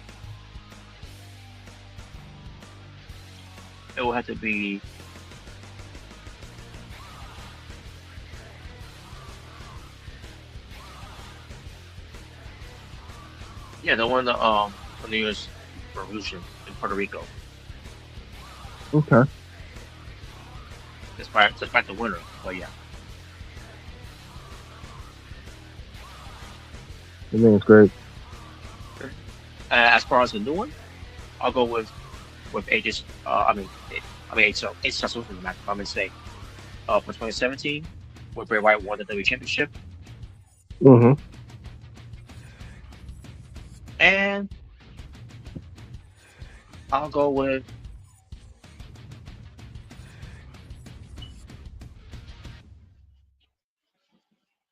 the one, if I recall. Oh, yeah, actually, no, it wasn't that one. I was gonna say Rhea Ripley, but I actually read Rhea Ripley. I don't think she's ever competed in the chamber, and I don't think she's even won one yet. But Nah, she's probably been on the Chamber, but I don't think she's ever won one. yeah, I'm pretty sure she's been in one, but I don't, but she's never won it though. No. One thing about Remember I was gonna say Bianca? I was gonna say last year's, but it really was good last year, but I, Seth but I think Rollins, the one, died. oh god, I mean that was good too, but I'm not I'm not gonna include that one though. Nah, that's Robert. And That's Robert with Triple H. Died. and not because a full 1-2 and all and all that, but because it was a good match. I just Yeah. but it's not one my favorite stuff. Hold on a second. Let me see. Let me see the 2024 one. If that's the one that I'll talk about. Okay, let me see. That was the one in I think that was the one in Perth, Australia, right? It was the one McIntyre who won that match. Yeah, I remember. Yeah, McIntyre won that. Yeah, I don't remember much of that match other than Logan Paul trying to create a viral moment and then got RKO and then cost Ray Orton the match. Because he was still in it. Because the brass knuckles whatever. Yeah. And McIntyre did win that one, to get a shot. But so yeah. Let me see the women's here. Obviously Becky Lynch won that win, and I was not a fan of that, by the way, because I didn't want Big time I didn't off. want obviously I didn't want Becky Lynch to win the match. Not because it's not because I hate her. It's it has nothing to do with that. I just Hopefully, it'll at least be Liv Morgan or someone else new to be in that picture. At least Liv Morgan, would make sense because the rivalry between her and Ripley.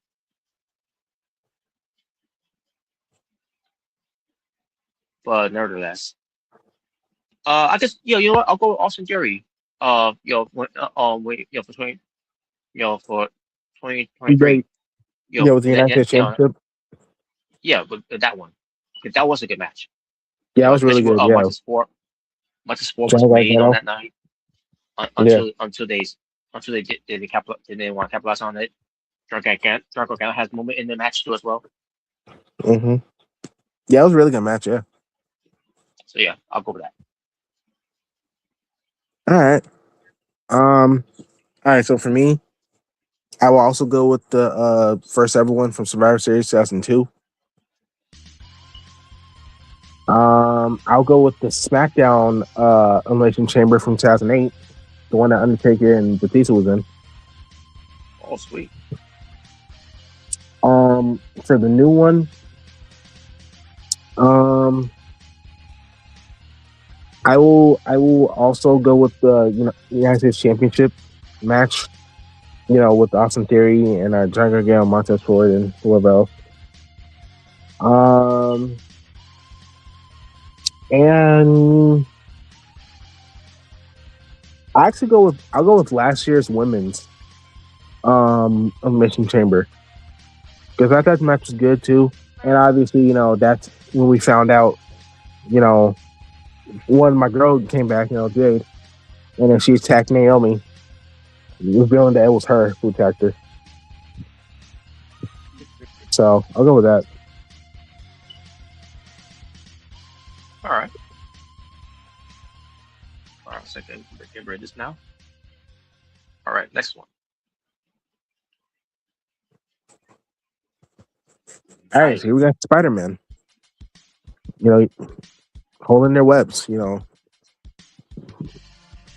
Basically, who do you think did it better? So we got Tobey Maguire from Spider-Man 2, Tom Holland, MCU Spider-Man from Homecoming, Spider-Man from Into the Spider-Verse, and Miles Morales from Spider-Man Miles Morales, the 2020 game. So which two do you think did it better? Which two? 2004. Okay, 2004 and one more. And as far as the other one, I don't remember Tom Holland doing that. It was in a Homecoming. Yeah, it was a Homecoming. Yeah, I really care about Homecoming. Hello. Yeah, don't you as memorable is when he was saying help. Help me, I'm stuck. Rose reaction to play. Help me. Well, I'll go with Miles Morales. Okay. So there you go. On 2020 and 2004. Same. All right. Now, obviously, next topics. What topics was all involved Omega Red. So, trying to find one that's mine. Let's see where it's at.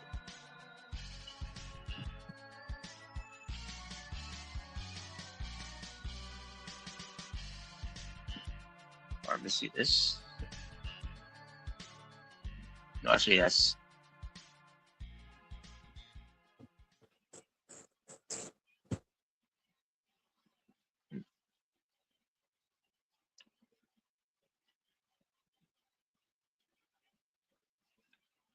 Hold on a second. I could have swore I had more than that.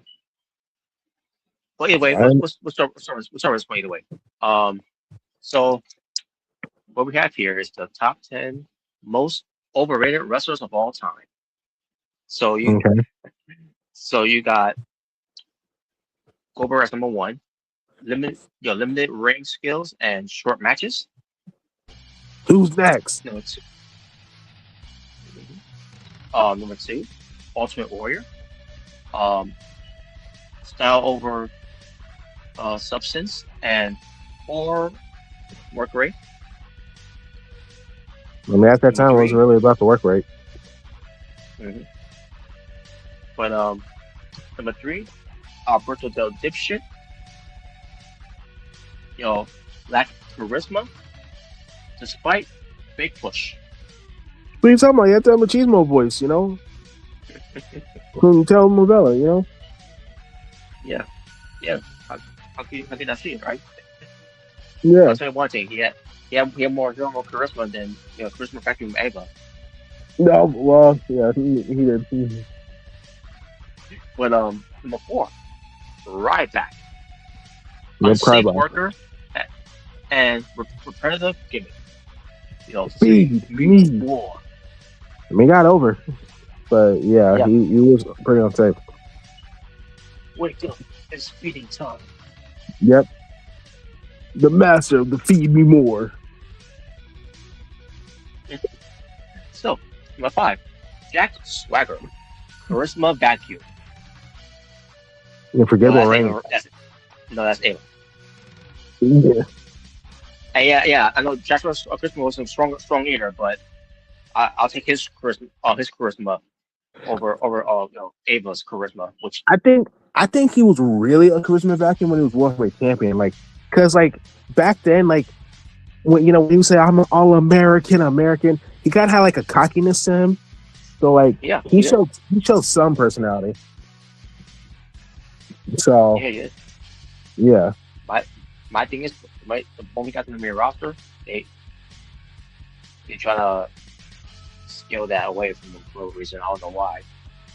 Yeah, I don't know why they should have kept They should have kept the cockiness. I think that would have. I'm not saying it would have saved this title reign, but I think it would have been a little bit more memorable. A little bit. Yeah. But yeah, but didn't do that. Number 6, Cody Rhodes. I disagree with this. Proceed. Okay, yeah, I'm trying to see it. Proceed.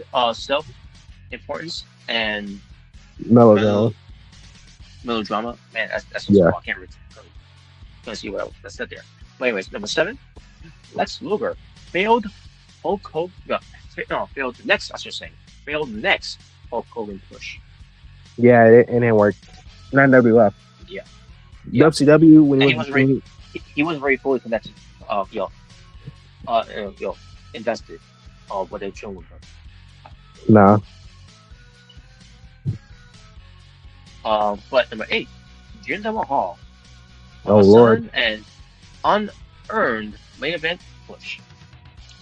Yeah. Exactly. Yeah, there's a lot more than that, but I mean, it's obviously it is. But number 9, The Miz. Reality star.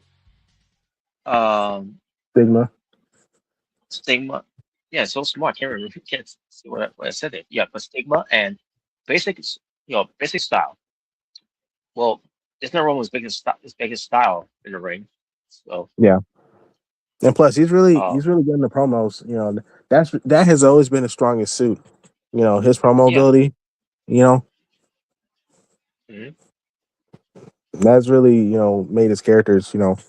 Whether he was I'm the Miz and I'm awesome, or Hollywood Miz. He came to play. Yep. But then and finally number 10, Sid, Justice, Cycle Sid, whichever you want to say. Great look, but terrible promos and botches. Yeah, I mean he wasn't really much of a promo guy. Like besides I'm the ruler, the master.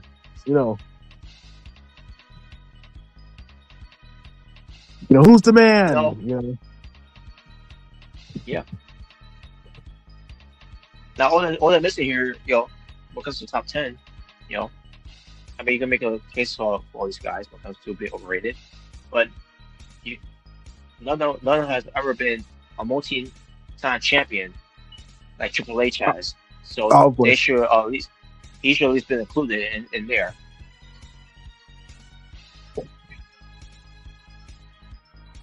And as far as Lex Luger, believe me, Lex Luger doesn't need to be on that list of being overrated. But either way, anyways, when it comes to this, um, who you think who are the top five here? You think that were overrated of all time in wrestling? Okay.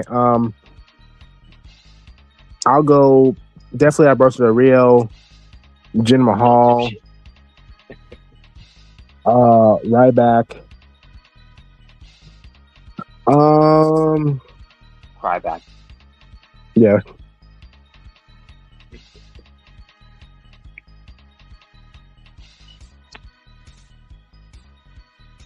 I guess I'll go two more. I guess I'll go Goldberg and Ultimate Warrior. I mean, obviously, I don't have a problem with him, you know, but I can see why people call him overrated. You know, I can see why.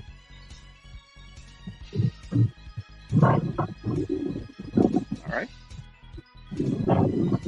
Okay, so for me, I will go with Alberto Del Dipshit. I'll go with Ryback. Mm-hmm. I'll go with Jinder Mahal. Uh,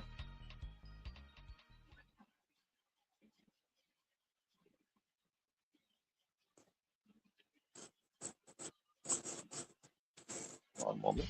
Here we go. So here's my music. I'll go with Goldberg. Not his WWE run. I'm talking about what they were doing with him in WWE. But they're overrating him. Yeah.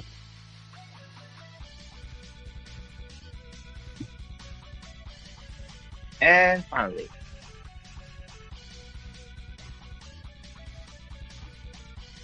The Miz. Just No, because, dude. how they keep overrating him. You know, yes, he hasn't been winning any matches, which is fine by me. But Wow. Come on, he's one of the best Intercontinental champions. be honest with you, Miz should not be on this list. Triple H should be on this list. Yeah, I don't think like the Miz is like really that overrated. No, he's not. Yeah, I wouldn't put him there. He came to play. I'll let you play who wants to play the game. Time to play the game.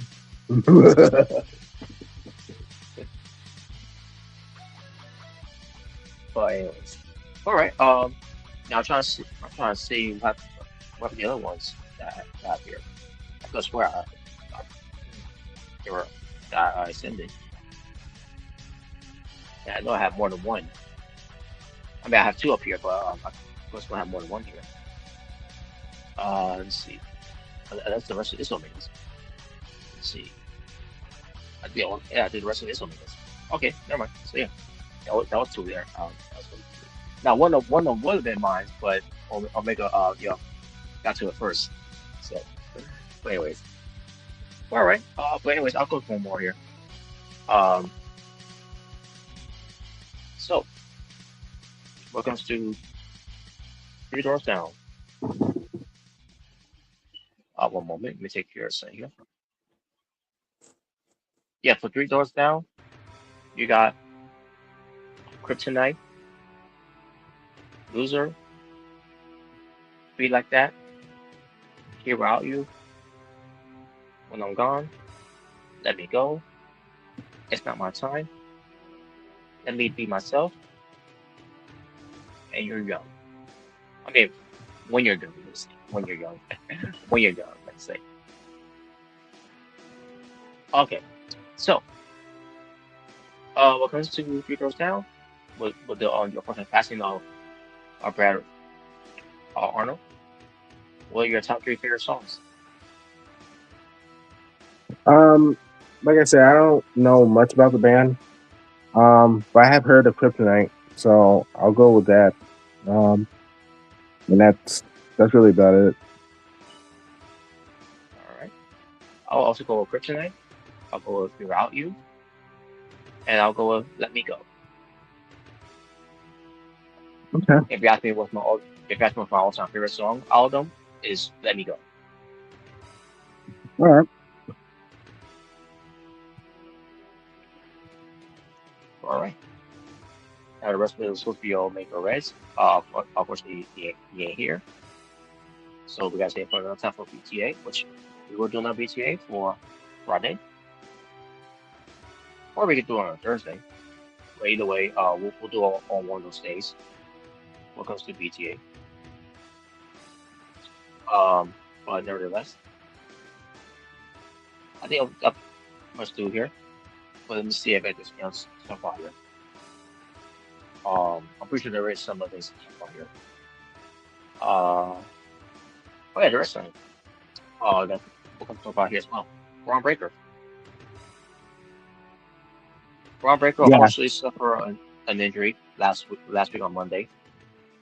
But based on what I'm hearing at the time, um, he's been dealing with the other injury for a while, and they missed whatever they did last week as a cover up, and then they just also to also cover up that injury, was something that they reported there that he got injured during training. Wherever that is supposed to be.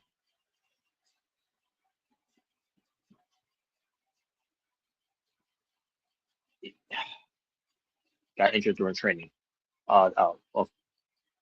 Well, he might not have, but maybe around the time when the injury was being reported, before they figured out what it was, is why they probably did what they did last week, where he did that spot where it looked awkward. He was try to destroy the desk, but Mm-hmm. yeah, they're covering up all the where injury was, which we all know where it is. Obviously, it's a hernia injury, but nevertheless, Bron Breakker had to get I think the same like emergency surgery because of it. It was something it's been held off to until they did what they did. Um, but he's been working some type of injury of it until I'm assuming that's what it led to finally for him to get that surgery done. So they want to get that out of the way, immediately in case he does come back, before WrestleMania comes around, because the ideal match was going to be Bron Breakker versus Seth Rollins, which is why we got the Hooded Mask Man appearing once again. Mm-hmm.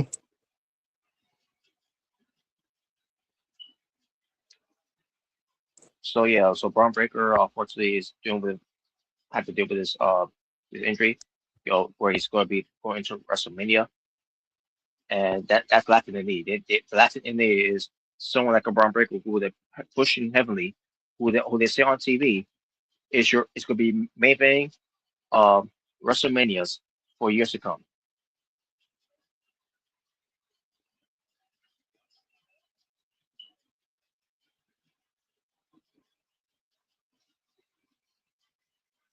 And I'm wondering what you guys say about that.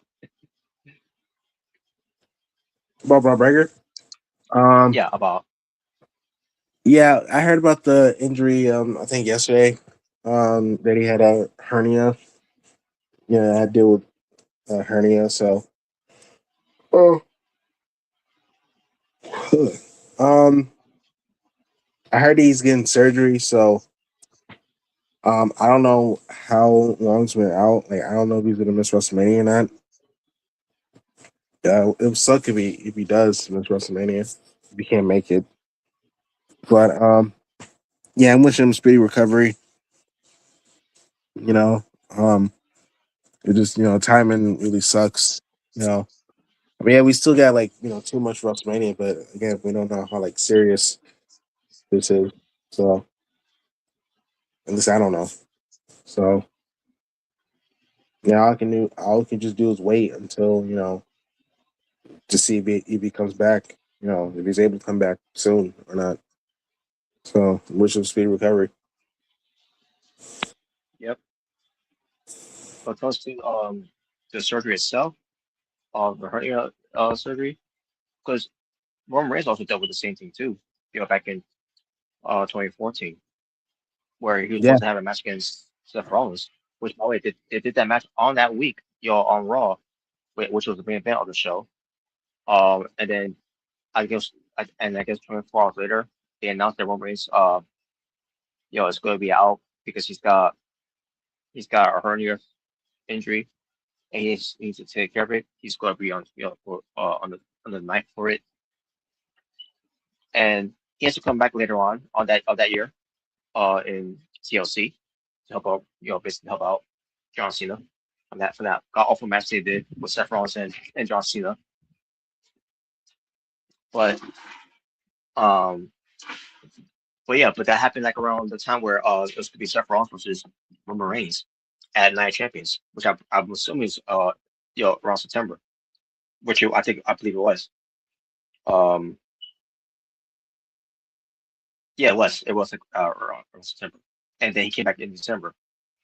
So basically, Roman Reigns was gone for a good 2 months, I guess it was, and I don't know what comes to that. Because I think I just can't say this, but what comes to the prognosis of this getting hernia surgery is what comes to the recovering table of it. Prognosis of it is 4 to 6 weeks. So I don't know if that means if with them doing that already for Bron Breakker, then he's gonna be be back on in time. If he's even going to recover, before we get to WrestleMania, will that happen? If not, then what do you do with Seth Rollins when he returns then? Because how long do you think they're going to milk this whole thing of the Hooded Mask Man? I mean, who you think they have in store for Seth Rollins? Bronson Reed, a match that we've already seen, or this time it's going to be on the big stage. Logan Paul at WrestleMania, because I mean, it'll be nice to do that, but we've seen that already at WrestleMania. I mean, what Austin Theory? A program that we've seen that already too with those guys, just on a bigger stage.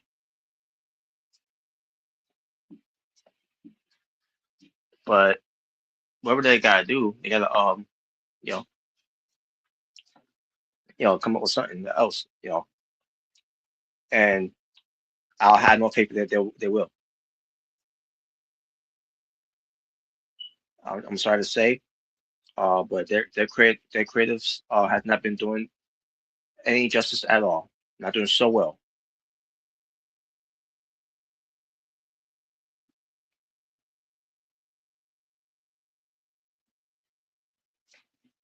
But either way, folks, it's bad. Either way, especially when they're supposed to have plans for their WrestleMania. What was this year? Okay, never mind. Especially when they on their plans they have. It's already crumbling and falling apart. And the fact is, it's not that the plans was anything great, going into WrestleMania either way. But it just makes it 10 times worse that this this could not have come at a bad time for Bron Breakker.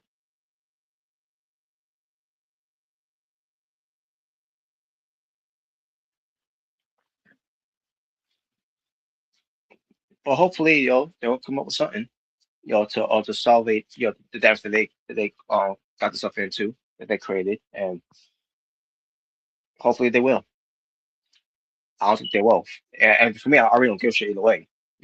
For um for all intents and purpose, especially over there you know, pricing out these people are paying so much money, to go to these shows nowadays, robbing them and um being crooks, by overpricing their tickets and overpricing everything else, and also when it comes to some watch along that still that was gonna do, you know, I mean not WWE, but I'm talking about for people that plan on doing watch along party events, you know, in Las Vegas, when it comes to WWE will not allow that because they rather they pay you know to go to their shows, to the events of to watch WrestleMania like two, not one and two I should say, and not the host the watch along um you know the watch along parties that they're gonna do.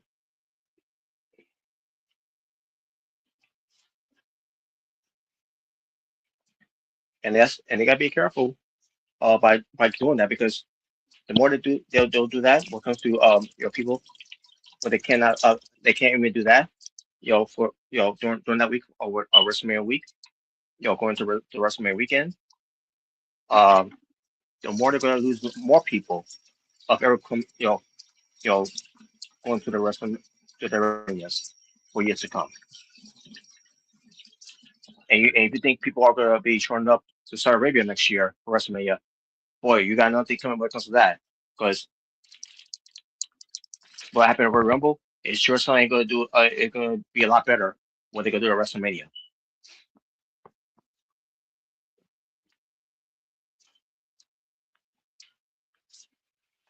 But yeah, Bron Breakker. I do wish him a speedy recovery. I wish him the best of luck and come back, healthy because they, this could be at a bad timing. When it comes to Bron Breakker being away right now for someone that got big plans for going into WrestleMania.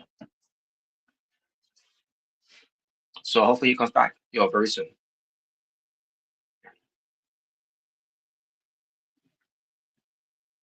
But nevertheless, what else to talk about here?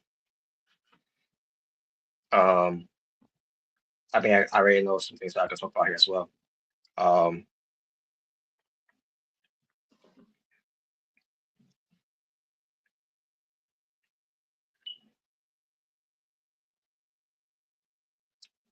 oh the Elimination Chamber qualifying matches that they're doing. Yeah, so far, they already got some Elimination Chamber matches already happened. You had Sosakoa, who's gonna take the pinfall loss to Randy Orton, and you also have Alistair Black in there. Alistair Black was protected in the loss, so also a nice change of pace there when it comes to the qualifying matches. Which was highly predictable too, by the way, because we all expected Randy Orton to be in match either way, because there's going to be a story that's going to lead to Randy Orton going to WrestleMania. With who that is, they had not figured that out yet. Hell, I don't even know what who he could be wrestling at WrestleMania. But they're teasing, it could be Alistair Black versus Randy Orton at WrestleMania, especially what they did, the segment they did on SmackDown, where Alistair Black confronted Randy Orton and then Swing Vega, or I'm sorry, Selena, because she's not called Selena Vega anymore. She's now called Selena. Where she came in a stare and then walked away. So I'm assuming that's probably gonna be the WrestleMania match. I'm assuming,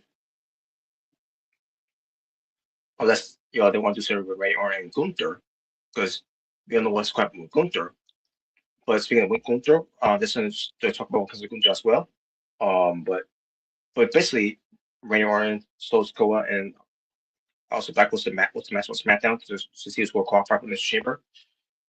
They obviously was telegraphing right there and predicting, a predictable route, I should say, that Randy was going to win.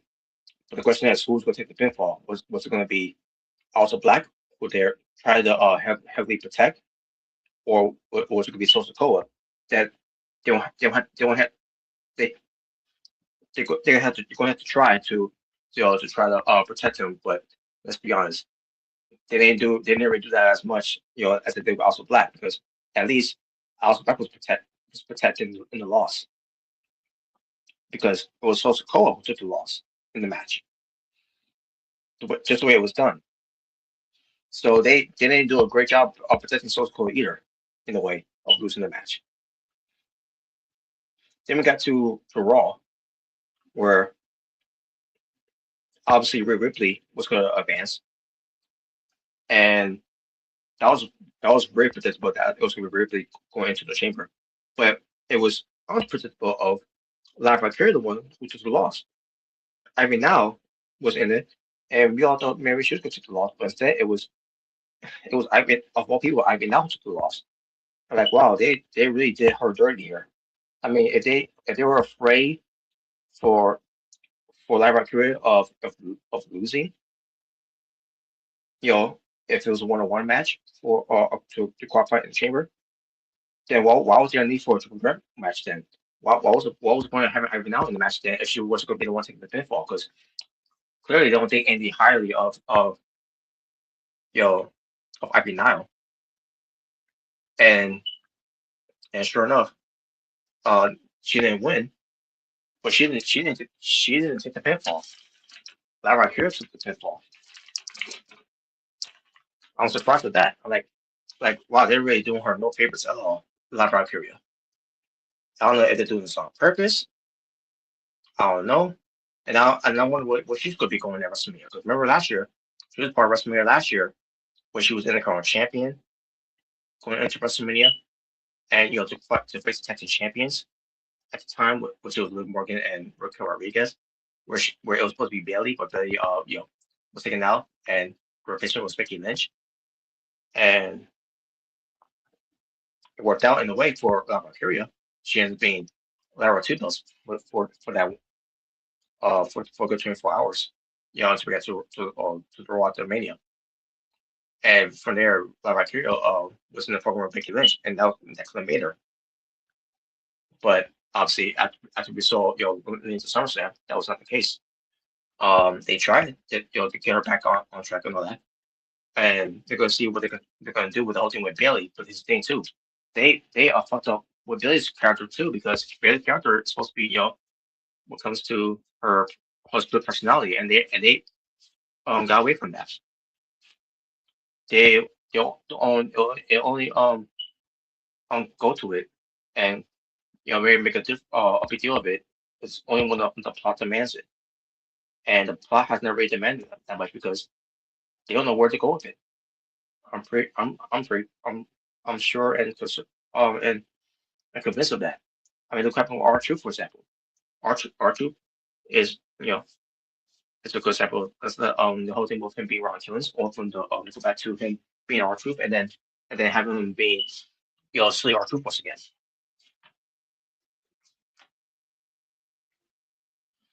So and and don't think I'm weird. That I'm being spectacle when it comes to how they're gonna book the low key legend Natty Nightheart. Because they're treating her good right now when it comes to her character. After being away from being Natalia, but how long is that gonna last with her being the low key warrior Natty?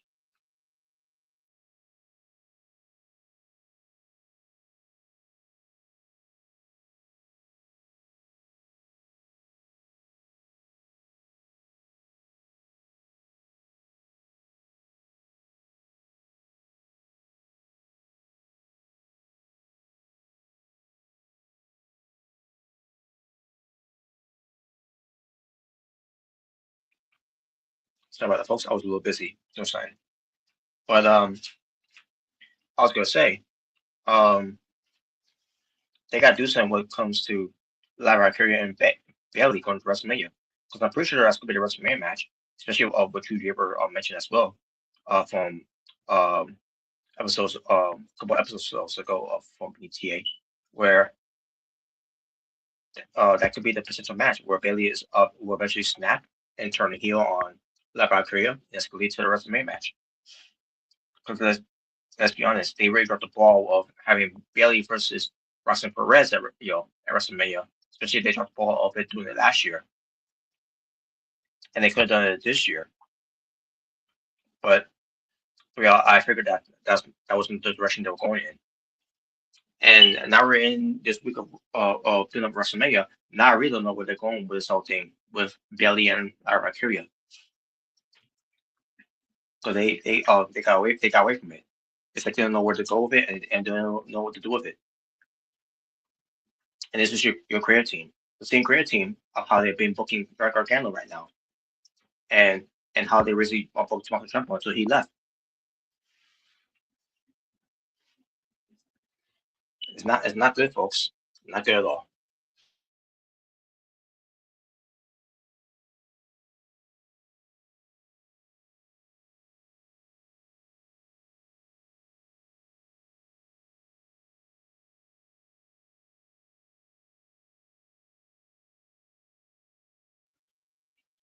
All right, folks. Back again. My apologies. Again, I was taking care of something. So yeah, folks. Um, there's a lot that could be built up for WrestleMania. Now, obviously, we have the main event that's going to be built up for WrestleMania, and that's CM Punk versus Roman Reigns. But CM Punk has to go through Finn Balor first in Chicago at the Chamber, not the Chamber match itself. I'm talking about when it comes to the event itself of the Elimination Chamber. That's going to be in Chicago. Obviously, Finn Balor ain't going to win, but it's going to be at least a bump on the road to get to WrestleMania, to get to that destination where Finn Balor is going to get a shot at the title, but it's going to not win, obviously, because the main match is going to be Roman Reigns and CM Punk. As far as what we do with Finn Balor, I suggest Finn Balor versus Dominic Mysterio for the Intercontinental Championship. That's going to lead to where Finn Balor's going to eventually turn babyface and get away from the Judgment Day. And another thing too is that you got Liv Morgan, who hasn't decided yet to face either Stephanie Flair for the world title or Jake Cargill for the WWE title. Now, obviously, it's going to be Stephanie Flair because that's where they're really building up, and especially when they did the tease that it could be Liv Morgan and Stephanie Flair after that segment they did months ago when Liv Morgan returned, where she confronted Stephanie Flair backstage, where that could be the potential match. That's obviously going to be the match. They've been heavily teasing that since then, which was what, back in November. Yeah, it was back in November. Survivor Series. Well, actually, after Survivor Series, I should say. But they've been teasing that interaction between those two, Stephanie Flair and Liv Morgan. So that's obviously going to be the WrestleMania match, especially when Liv Morgan attacked Stephanie Flair last week. So they're basically telling us while letting Liv Morgan make that announcement that it's going to be Liv Morgan versus Stephanie Flair. And then after the last segment they did with them, or 2 nights ago, or I should say on Monday on Raw, with those two having interactions, that's going to be the WrestleMania match. The problem is they're going to keep milking this until we, have Liv Morgan make a decision. And all I gotta say is that Liv Morgan needs to make her decision now because you got these qualifier matches for the Women's Elimination Chamber match happening in a couple of weeks. You already had 2 of them already happened, which was another one they did with Tiffany Stratton versus Chelsea Green versus Last Legend, where people wanted Chelsea Green to win, but Chelsea Green didn't win. Not only she didn't win, but she lost the match. She took the pinfall to Tiffany Stratton. Now, obviously, no one's going to boo Tiffany Stratton because people love Tiffany Stratton. But they weren't going to boo her though either way, because despite not having Chelsea Green winning, they still cheer for her though. Of Tiffany Stratton winning, but it was predictable. But also it was half predictable. That it was going to be Tiffany Stratton going through the chamber, and she was going to advance, and they predicted Last Legend because clearly they don't think highly about Chelsea Green. Especially we got Michael Hayes there saying that she's not a main eventer, which is complete total bullshit. Wait for him to even say that. Of course, she's a fucking main eventer. The problem is they're not training like a main eventer. They're training like a comedy wrestler.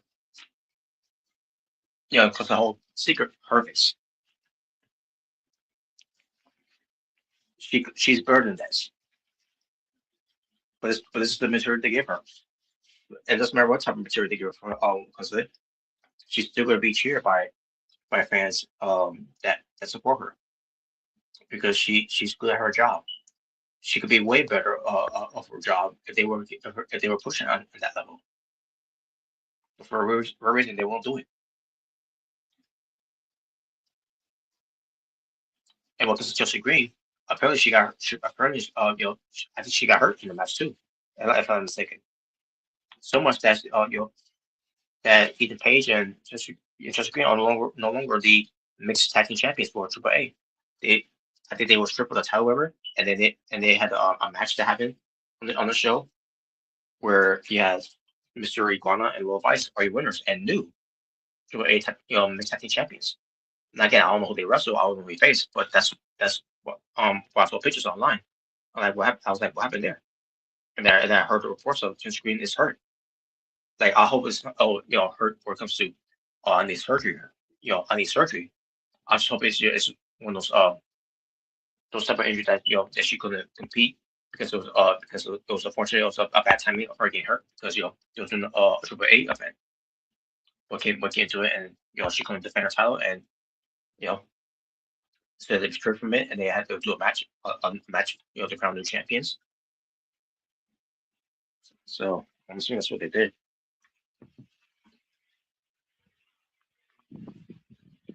But nevertheless, what comes to it, folks, to the chamber match, obviously to try advance, and then obviously Ripley advanced by being La Valkyria, and Ivy Now was protected.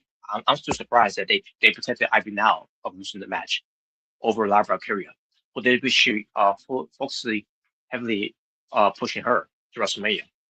Let's face it, what are they really doing with Ivy Now? Ivy Now hasn't really done much of anything, and I can't blame her. I blame them. They haven't really haven't come up with anything creatively or come up with any significant stories for Ivy Now and the Creed brothers, who are part of American Made. And the way to do something with them, for the whole thing with Chad Gable was going to be the original El Grande Americano. But in this case, I call him El Grande Americano Gable. When it comes to El Grande Americano Kaiser. We all know that's going to be the WrestleMania match, by the way. The Americanos face each other in the mask versus mask match. That's go lead to. It's based on what they did on Raw, where they're teasing remove their masks from one another. So that's, and I'm wondering if the Creepers will be involved in this one because I don't want to see Javon Evans involved with the Americanos anymore. Javon Evans should be involved with somebody else that's way better and more important than the Americanos going at each other.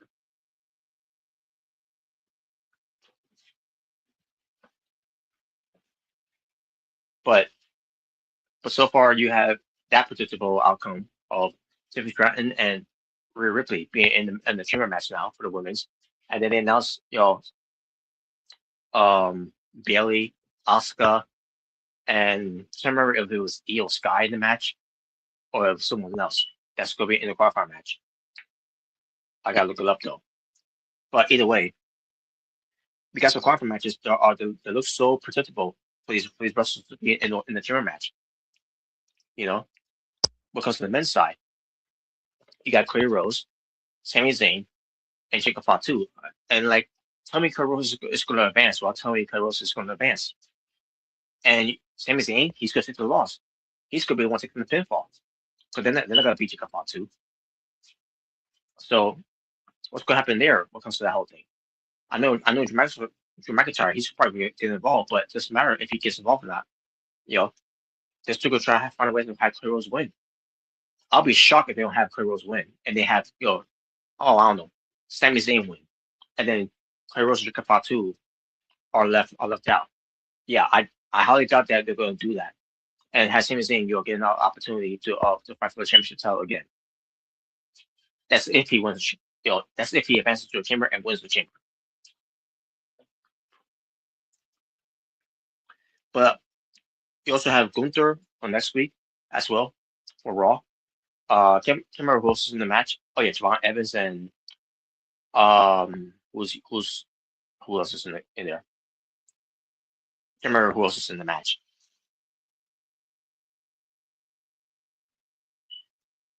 Jeez, I can't remember who else was in the match. What was it? It's Logan Paul. No, I'll think of this. To be honest with you. Jeez, I can't remember who it is. Because I know one thing is it's not Finn Balor. Because again, Finn Balor is going to be facing CM Punk for the world title. Which, by the way, I think this is about Finn Balor. Not only he couldn't be in the Royal Rumble, but also they couldn't even find a spot for him to be in a qualifying match to be in the chamber. And on top of that, they didn't even consider of him going to the world title against CM Punk at Chicago because they didn't want to jeopardize the main event, the greatest main event in WrestleMania history between CM Punk and Roman Reigns. That's basically what they said, folks. That I'm not exaggerating when I'm saying that. That's basically what they said. They did not want to, to risk, this greatest main event in WrestleMania history between Roman Reigns and CM Punk to put it in jeopardy to jeopardize it because CM Punk is going to wrestle Finn Balor, a guy that they don't think highly of that much, anyways. Even with this man not there, they're still treating him like he's nothing. Even with even with this man not there, you can just tell how they've been booking Finn Balor. Well, he's basically been an afterthought, and he should not be an afterthought because he's one of the best in the world. Finn Balor is, Prince Devitt. He's one of the best in the world, and they're treating him like an afterthought. Always playing video games backstage, either by himself or with JD McDonough. With JD McDonough, he's coming back soon. Overtime with Mysterio. They're really dropping the ball with Finn Balor here. But hopefully they'll try bounce back with Finn Balor. Where they eventually do Finn Balor versus Dominic Mysterio going to WrestleMania for the Intercontinental title. Which I'm pretty sure that's going to be the return of the Demon Finn Balor. Because I think we're supposed to get the return of the Demon Finn Balor already, happening, but they decided to dial that down because of other things that got in the way of it. But I'm trying to look at the other qualifying matches that's happening for for Elimination Chamber. Because there's so much they're putting out there. Because the Chamber is until the 28th of February, which I'm pretty sure is on the Saturday. Which probably is, February 28th is the last day of February. Well, let me see. Okay. Yes, it is on Saturday. But again, let me see the qualifying matches. If it ends up being there somewhere. Nope, I don't see it anywhere here. But other night he won the opportunity to be in the chamber match against Austin Theory and Penta. I'm a little disappointed that we couldn't get Penta in the chamber. I'm not upset that LA Knight's in the match. But then again, LA Knight being in the match, he's not gonna win, obviously. But at least he's in the chamber, and he beat Austin Theory because of the Mask Man. So Penta was protected. Even Austin Theory, who lost the match, but was also protected from a guy who was the mask hooded man to cost him the match. But yeah, not trying to see the other matches that's supposed to, what comes to the other participants in the match, to see who's going to be fighting for this opportunity to be in the chamber. So let me see. Maybe if I type in this chamber qualifying matches, they probably will show me.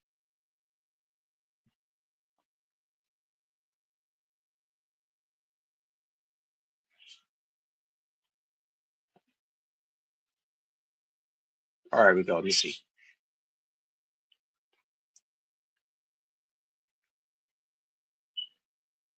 Okay, I got him. Awesome. All right, so let me. Oh, okay. It was Natty. Natty was one of those names. So far again, Tiffany Stratton defeated Chelsea Green and Last Legend to advance. Rhea Ripley defeated Ivy Now and Lyra Valkyria to advance. Randy Orton defeated Aleister Black and Solo Sikoa to advance. And the LA Knight advances by beating Austin Theory and Penta. And the other qualifying matches that's happening, SmackDown this Friday on the 13th, which probably Friday the 13th. Just saying. Now think about it, I'm gonna do BTA on that show instead. BTA on the Friday the 13th, folks. So just I'll let you all know that. But here are the matches so far. Cody Rhodes versus Jacob Fatu versus Sami Zayn. On that same day on SmackDown, Alexa Bliss versus Julia versus Selena. And then on Raw on February 16th, Dominic Mysterio versus Gunther versus Javon Evans. That's what it was probably, Dominic Mysterio. So Dominic Mysterio is gonna it's gonna take the loss there. Gunther's gonna be protected because someone's gonna interfere, and I'm pretty sure it's gonna be Dragon Lee. And Javon Evans is gonna advance to go into the chamber. Unless they want Dominic Mysterio to win and advance to the chamber. And Javon Evans takes the pinfall. Either way, but I still go for Javon Evans for the win. On that same day, on the 16th, Asuka versus Bayley versus Natty. Now, it'll make sense for Natty to win, but I go see Asuka winning here because Kyrie is going to make it up for her by having her get involved and to help her win. So Natty, can also be protected here in the loss too because Maxine Dupree could go after Natty, in the match here because it's triple threat rules, which means no DQ, lazy booking. So Maxine Dupree could get involved to cause Natty to advance. Bayley's going to take the pinfall because Kyrie's going to get involved to help. But Lara's going to try to help as well, but at the end, it's going to be Asuka winning, which I'm pretty sure she'll do a poison miss to Bayley and then catch and hit her with a finisher or wherever she could to get the win to advance. So, something like that I can see happening when it comes to that.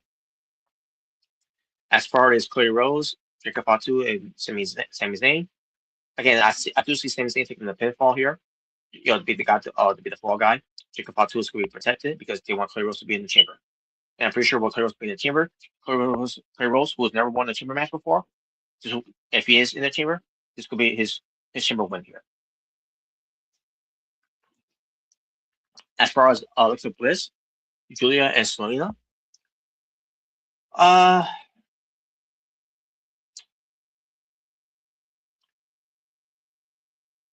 would say they'll probably get to Alexa Bliss. But my guess is probably will put in Julia. My guess. But because of WWE, I'm pretty sure they'll probably put in Alexa Bliss. And Selena's going to take the pinfall, by the way.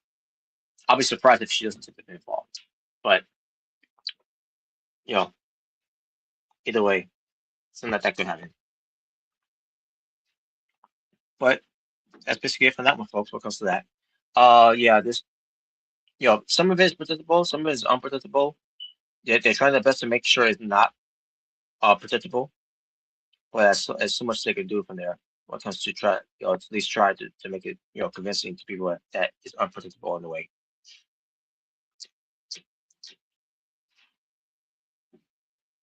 But there you go, folks. Now, before I go, folks, I want to bring up the card for AW Grand Slam Australia. I want to see how it looks so far. They did one last year, obviously, and I thought it was a good show. And I'll be going back this year, which we already knew about that. If you remember last year when you watched the show, they really said on that show, after the success that it was, that they're going to go back to it. They're going to do it again. Hopefully, they'll have a better ring. Unlike last year, they had a terrible ring that they had, which caused Blake Matthews his an ankle injury that took him out for at this point now over a year. But Grand Slam Australia 2026 will take place on February 14th, 2026, on a Saturday, on Valentine's Day in Sydney, Australia, in the place that's in the venue that's called the Quados Bank Arena. But here are the matches so far. You have Orange Cassidy and Timeless Tony Storm versus the Death Riders that features Wheeler Yuta and Maria Shafir, a mixed tornado tag team match where the loser of the fall must shave their head bald. So in other words, if Orange Cassidy pins Wheeler Yuta, then Wheeler is going to have to shave his head bald. That beautiful, long hair of his that people are sick and tired of seeing, by the way. I don't know why people have issues with his hair. But but then again, they also have issues with his beard. So what's next? We're gonna have a a beard versus beard match too. Later on. I don't know, but apparently this is what people are irritated with Yuta is his hair. Whatever.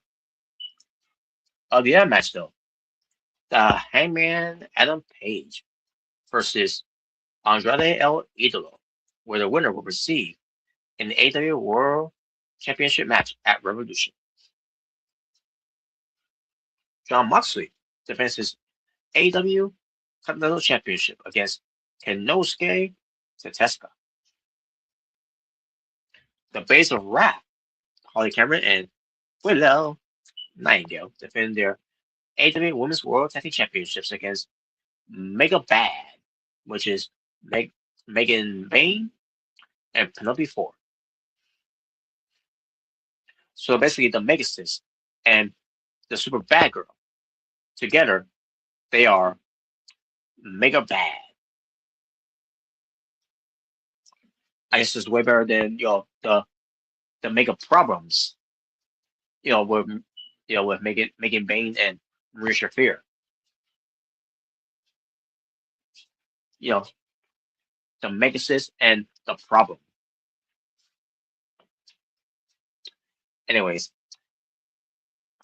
this was a result, by the way, where there was a eliminator, a championship eliminator match that they did on Dynamite last week, where to make it, to make it bad, they defeated the Base of Wrath, and that's how they got the opportunity for the title.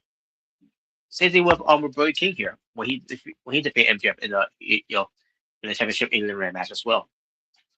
The way they did it was fucking stupid, but MJF defends his AEW World Championship. It was Triple B versus Brody King.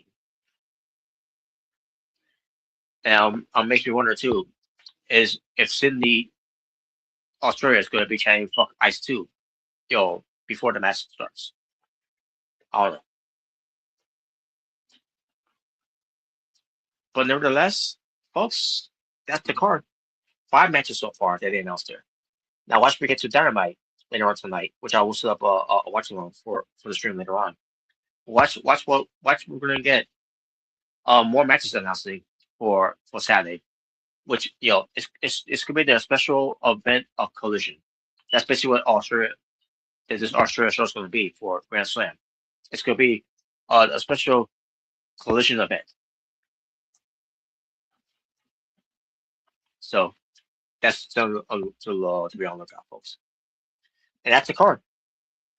Again, 5 matches, but don't count your blessings on that. It's going to be more than 5 matches on the show, guaranteed. I'll be shocked if they're only just doing 5 matches on the show.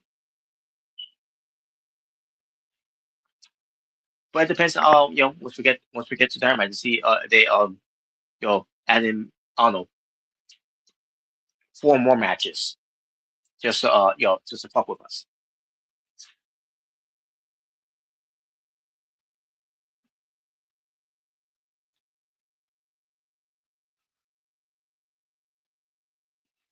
All right, folks. That being said, thank you for watching. I'm going to end from here. For this was Being the Asylum, episode 281. Next time we do an episode of Being the Asylum for BTA. This coming Friday the 13th. So yes, that's gonna be something to look forward to. Friday the 13th. Uh, do I really want to? 'Cause I got a bird right there.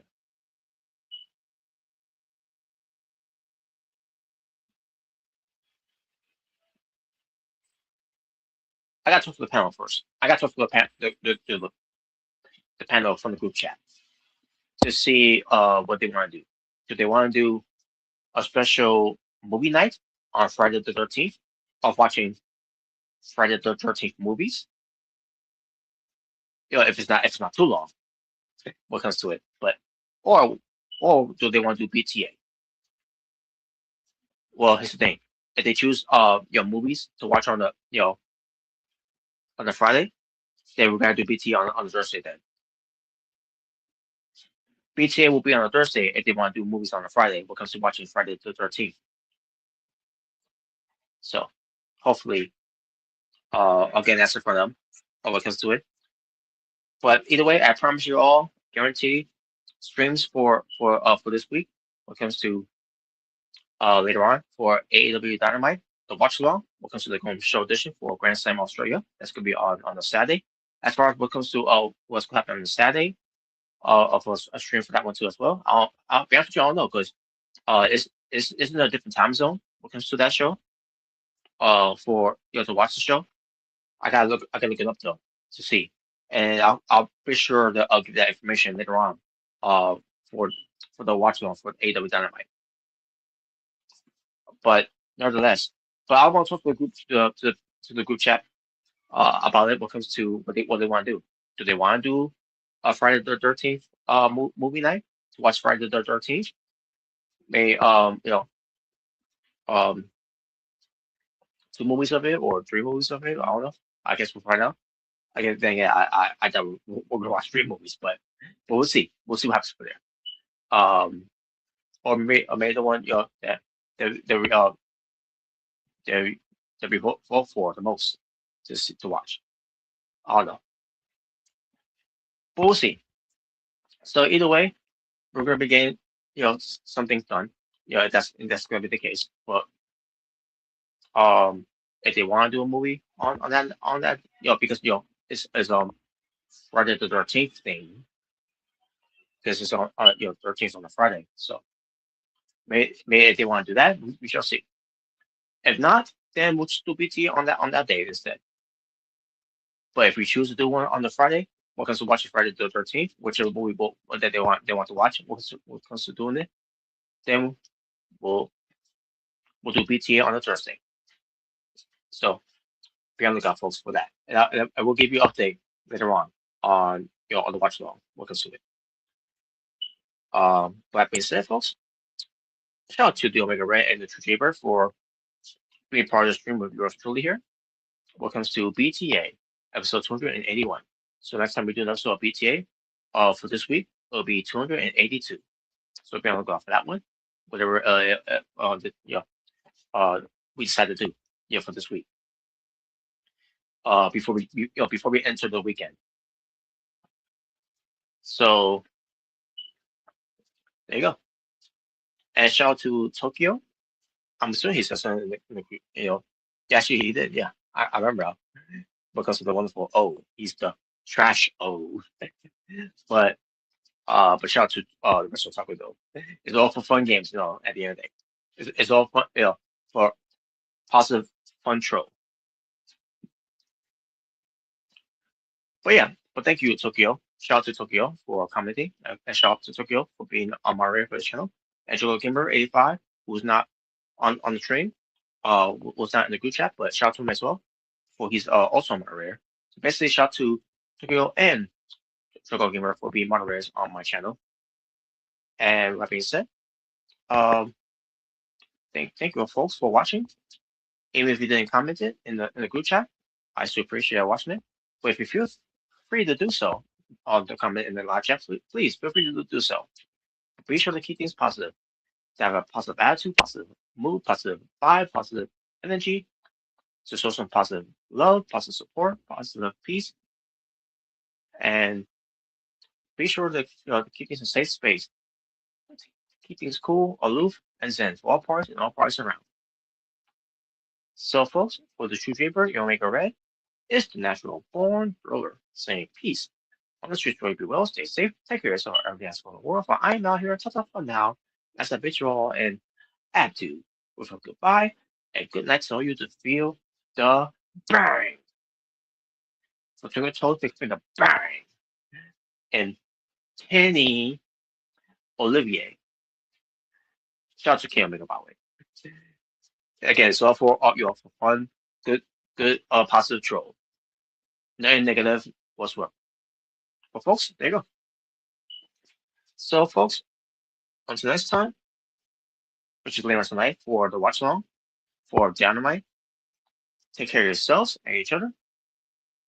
God bless, peace, and take care. So this was Being the Asylum, episode 281. Take care.